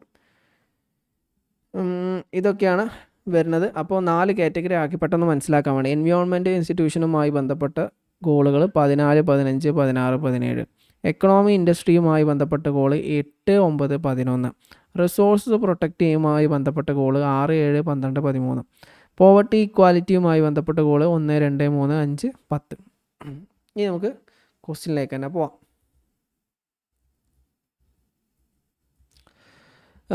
ഇത് താഴെ പറയുന്ന സ്റ്റേറ്റ്മെൻറ്റ് നോക്കാം, ഇതിലേതാണ് കറക്റ്റ് സ്റ്റേറ്റ്മെൻറ്റ് എന്നാണ് question. Target under sustainable development goal 8 is to sustain 7% in least developed countries. അവിടെ എന്താണെന്ന് പറഞ്ഞിട്ടില്ല. സസ്റ്റൈനബിൾ ഡെവലപ്മെൻറ്റ് ഗോള് 8 അത് 7% ലീസ്റ്റ് ഡെവലപ്മെൻറ്റ് കൺട്രീസിലേക്ക് വരണം എന്നാണ് പറഞ്ഞത്. അപ്പോൾ അത് എന്താണ് നമുക്കത് അറിയില്ലല്ലോ. അപ്പോൾ എന്താണ് നമ്മളിവിടെ ഓൾറെഡി നമ്മൾ പഠിച്ച് കാറ്റഗറൈസ് ചെയ്ത് വെച്ചാലേ നമുക്ക് മനസ്സിലാകാൻ പറ്റുള്ളൂ. ശരിക്ക് ഗോൾ 8 എന്ന് പറഞ്ഞാൽ ഇങ്ങനെ പഠിച്ചു വെച്ചാൽ നമുക്ക് സുഖമാണ്. അത് ശരിക്കും എന്തിൽ വരുന്നതാണ്, ഇക്കണോമി ആൻഡ് ഇൻഡസ്ട്രിയുമായി ബേസ് ചെയ്തിട്ട് വരുന്ന ഗോളാണ്. അത് എന്താണ് ശരിക്കും പറഞ്ഞത്, decent work and economic growth. ഇത് പറയുന്നത് 7% ഗ്രോത്ത് ഇതിലുണ്ടാവണം. ഗ്രോസ് അതായത് 7% GDP എന്താണ് ഉണ്ടായിരിക്കണം എന്നാണ് ഇതിൽ വരണ പറയുന്നത്. അത് ശരിക്കും എന്താണ് കറക്റ്റാണ്, സ്റ്റേറ്റ്മെൻറ്റ് കറക്റ്റാണ്. പക്ഷേ ഈ ഓപ്ഷൻ നിങ്ങൾ ശ്രദ്ധിക്കണം, SDG 8 എന്ന് മാത്രമേ പറഞ്ഞിട്ടുള്ളൂ, അതെന്താണെന്ന് പറഞ്ഞിട്ടില്ല. അപ്പോൾ SDG 8 ഏത് കാറ്റഗറിയിലാണ് വരിക എന്നെങ്കിലും നമുക്ക് മനസ്സിലാക്കി കഴിഞ്ഞാൽ നമുക്ക് കുറച്ചും കൂടെ ആൻസർ എത്താൻ പറ്റും. ഈ വാക്ക് പഠിക്കുന്നതിനേക്കാളും നല്ലത് നമ്മളിവിടെ കാറ്റഗറി പഠിച്ചു വെച്ച് കഴിഞ്ഞാൽ കാറ്റഗറിയിൽ വരുന്നത് ഏതാണെന്ന് നമുക്ക് നോക്കാൻ പറ്റും. നമുക്ക് തന്നെ കാറ്റഗറൈസ് ചെയ്യാം, അത് നിങ്ങളെ സൗകര്യം അനുസരിച്ച് ചെയ്യാം, നിങ്ങൾക്ക് കാറ്റഗറൈസ് ചെയ്യാൻ പറ്റും. രണ്ടാമത്തത്, target under SDG 3 is to ensure universal access to sexual and reproductive health by 2030. അത് കറക്റ്റ് തന്നെയാണ്. ഓപ്ഷൻ 8 എന്ന് പറയുന്നത് ഗോൾ 8 എന്ന് പറയുന്നത് എന്താണ്, ഗോൾ 8 അല്ല, ഗോൾ 3 അല്ലേ. Goal 3 good health and wellbeing ആണ്. 2030 ആകുമ്പോഴേക്ക് എന്താണ് ഗുഡ് ഹെൽത്ത് ആൻഡ് വെൽബീയിങ് അത് എന്താണ് ഉണ്ടാവുക, എന്താ family planning, education, health care services, ഇതൊക്കെ ഇതിൽ ഇൻക്ലൂഡഡ് ആണ്. പിന്നെ ഓപ്ഷൻ സി നോക്കാം, SDG 4 is to ensure equal access to all woman and men to affordable equality higher education by 2030. അതും കറക്റ്റ് തന്നെയാണ്. ക്വാളിറ്റി എഡ്യൂക്കേഷനാണ് ഗോൾ 4 വരുന്നത്. ഇനി ഓപ്ഷൻ ഡി നോക്കാം. ഓപ്ഷൻ ഡി നോക്കാം, SDG 7 is to build an resilient infrastructure and promote inclusive sustainable industrialization and foster innovation. അപ്പോൾ എന്താണ് അത് ഇൻഡസ്ട്രിയലൈസേഷനുമായി ബന്ധപ്പെട്ട തെറ്റാണ് ശരിക്കും. ഓക്കെ, അപ്പോൾ അത് ഓപ്ഷൻ എന്താണ്, ഇൻഡസ്ട്രിയും എക്കണോമിയും വരുന്നത് 8, 9, 11. ഇത് 7 വരുന്നത്. 7 റിസോഴ്സ് പ്രൊട്ടക്ഷനുമായി ബന്ധപ്പെട്ടതാണ്. അഫോർഡബിൾ ആൻഡ് ക്ലീൻ എനർജിയാണ് ശരിക്കും എന്ത് വരുന്നത്, ഈ SDG 7 വരുന്നത്. അപ്പോൾ ഇത് ഓപ്ഷൻ തെറ്റാണ്. അപ്പോൾ നമ്മൾ കൃത്യമായിട്ട് മനസ്സിലാക്കി വെക്കണം ഏത് SDG 7 എന്ന് പറഞ്ഞാൽ ഏതാണ്, 4 ഏതാണെന്നൊക്കെ കൃത്യമായിട്ട് മനസ്സിലായാലേ ഇതിൻ്റെ ആൻസറിലേക്ക് നമുക്ക് എത്താൻ പറ്റുള്ളൂ. ഇതെല്ലാ കൊല്ലം ചോദിക്കുന്നതാണ്, ഇടക്കിടക്ക് ഇത് കാണാറുണ്ട്. ഇത് നിർബന്ധമായിട്ട് നോക്കി വെക്കാം. പിന്നെ അടുത്തത്, അപ്പോൾ ഇത് തെറ്റാണ് കേട്ടോ, ഓപ്ഷൻ ഡി തെറ്റാണ്. ഓപ്ഷൻ ഇ എന്ന് പറയുന്നത് target under SDG 6 to promote water quality by reducing pollution by 2030. Correct തന്നെയാണ്. ഇത് നിങ്ങൾ ഇങ്ങനെ പഠിച്ചേക്കണ്ട, ഏതെങ്കിലും ഒന്ന് ഈ ഓപ്ഷനൊക്കെ നോക്കിയിട്ട് നമുക്ക് എന്ത് ചെയ്യാൻ പറ്റും, കറക്റ്റ് ഏതാണ് തെറ്റ് ഏതാണെന്നൊക്കെ നമുക്ക് കൃത്യമായിട്ട് മനസ്സിലാക്കാൻ പറ്റും. ഓപ്ഷൻ വെച്ച് ആവശ്യമില്ലാത്ത സ്കിപ്പ് ചെയ്യാനൊക്കെ പറ്റും. അത് ABCE എന്ന് പറഞ്ഞ ഓപ്ഷൻ 2 ആണ്. അപ്പോൾ ഇതിലിങ്ങനെ നോക്കിയാൽ മതി. നമുക്ക് ആദ്യം നോക്കാം, ശരിയാണെന്ന്, ഇല്ലാത്തൊക്കെ ആദ്യം സ്കിപ്പ് ചെയ്യുക. അങ്ങനെ ഓരോന്നോരോന്ന് സ്കിപ്പ് ചെയ്തിട്ട് ആവശ്യമില്ലാത്ത ഒഴിവാക്കിയിട്ടും നമുക്ക് എന്ത് ചെയ്യാം, ആൻസറിലേക്ക് എത്താൻ പറ്റും. ഇനി നമുക്ക് അടുത്ത ക്വസ്റ്റ്യനിലേക്ക് പോവാം. അടുത്ത ക്വസ്റ്റ്യൻ ഇത് നമുക്ക് അറിയുന്ന കാര്യം തന്നെയാണ്. ഇത് കൂടുതൽ വിശദീകരിക്കേണ്ട ആവശ്യമില്ല. മാച്ച് ദ ഫോളോയിങ് ആണ്. ഒരു സൈഡിൽ പലതരത്തിലുള്ള ഡിസാസ്റ്ററുകൾ പറഞ്ഞു, പിന്നെ അതിൻ്റെ കോൺസിക്വൻസസും പറഞ്ഞിട്ടുണ്ട്. ബയോളജിക്കൽ ഡിസാർഡർ, അതുപോലെ ജിയോഫിസിക്കൽ ഡിസാസ്റ്റർ, അതുപോലെ മെറ്ററോളജിക്കൽ ഡിസാസ്റ്റർ, ആന്ത്രോപോജനിക് ഡിസാസ്റ്റർ, അങ്ങനെ പറഞ്ഞ ഡിസാസ്റ്ററുകളുണ്ട്. അത് എന്താണെന്നും പറയുന്നുണ്ട്. ഓക്കെ, അതിൻ്റെ കോൺസിക്വൻസസും പറയുന്നുണ്ട്. ഇവിടെ എത്ര മനസ്സിലായി? ബയോളജിക്കൽ ഡിസാർഡർ, ഇത് ഓരോ ഡിസാസ്റ്റർ എന്ന് പറഞ്ഞാൽ എന്താണ്? ബയോളജിക്കൽ ഡിസാസ്റ്റർ എന്ന് പറഞ്ഞാൽ എന്താണ്? ഡിസീസുകളാണ്. ഇത് ലിവിങ് ഓർഗാനിസത്തിന് ഉണ്ടാകുന്ന പലതരത്തിലുള്ള ഡിസീസുകൾ, രോഗങ്ങൾക്കാണ് എന്താ പറയുക, ബയോളജിക്കൽ ഡിസാസ്റ്റർ എന്ന് പറയാം. എപ്പിഡമിക്സ്, ഇൻസെക്റ്റ്, ഇങ്ങനെയുള്ള കാര്യങ്ങൾ. ഇപ്പോൾ ഫോർ എക്സാമ്പിൾ കോവിഡ് വാക്സിന്, പലതരത്തിലുള്ള ഫ്ലൂകൾ, ഇതൊക്കെ എന്താണ്? ബയോളജിക്കൽ ഡിസാസ്റ്ററുകളാണ്. ഓക്കെ, അതുപോലെ തന്നെ പലതരത്തിലുള്ള ഈ ചെടികളെയൊക്കെ നശിപ്പിക്കുന്ന പലതരത്തിലുള്ള രോഗങ്ങളൊക്കെ ഉണ്ടല്ലോ. ഈ തെങ്ങിന് ബാധിക്കുന്ന മണ്ഡലിക, അങ്ങനെ പലതരത്തിലുള്ള രോഗങ്ങൾ, ഇതൊക്കെ എന്താണ്? ബയോളജിക്കൽ ഡിസാസ്റ്ററാണ്. മനുഷ്യനോ ജീവജാലങ്ങൾക്കോ എഫക്റ്റ് ചെയ്യുന്ന ഡിസീസുകളൊക്കെയാണ് ഇതിന് ബയോളജിക്കൽ ഡിസാസ്റ്റർ കൊണ്ട് ഉദ്ദേശിക്കുന്നത്.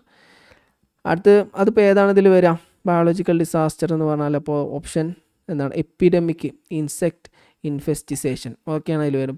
പല അണുക്കളും കീടബാധയൊക്കെ വരുന്നുണ്ടല്ലോ ചെടികൾക്ക്, അതൊക്കെ അതിൽ വരുന്നത്. കോവിഡ് എപ്പിഡമിക്, കോവിഡ് പാൻഡമിക്, അതൊക്കെ ഇതിൽ വരുന്നതാണ്. പിന്നെ ഇതിനൊക്കെ കാറ്റഗറികളുണ്ട് കേട്ടോ. എപ്പിഡമിക്, പാൻഡമിക് എന്നൊക്കെ പറഞ്ഞിട്ട് ഓരോ കാറ്റഗറി ഉണ്ട്, നമുക്ക് പിന്നീട് ഡിസ്കസ് ചെയ്യാം.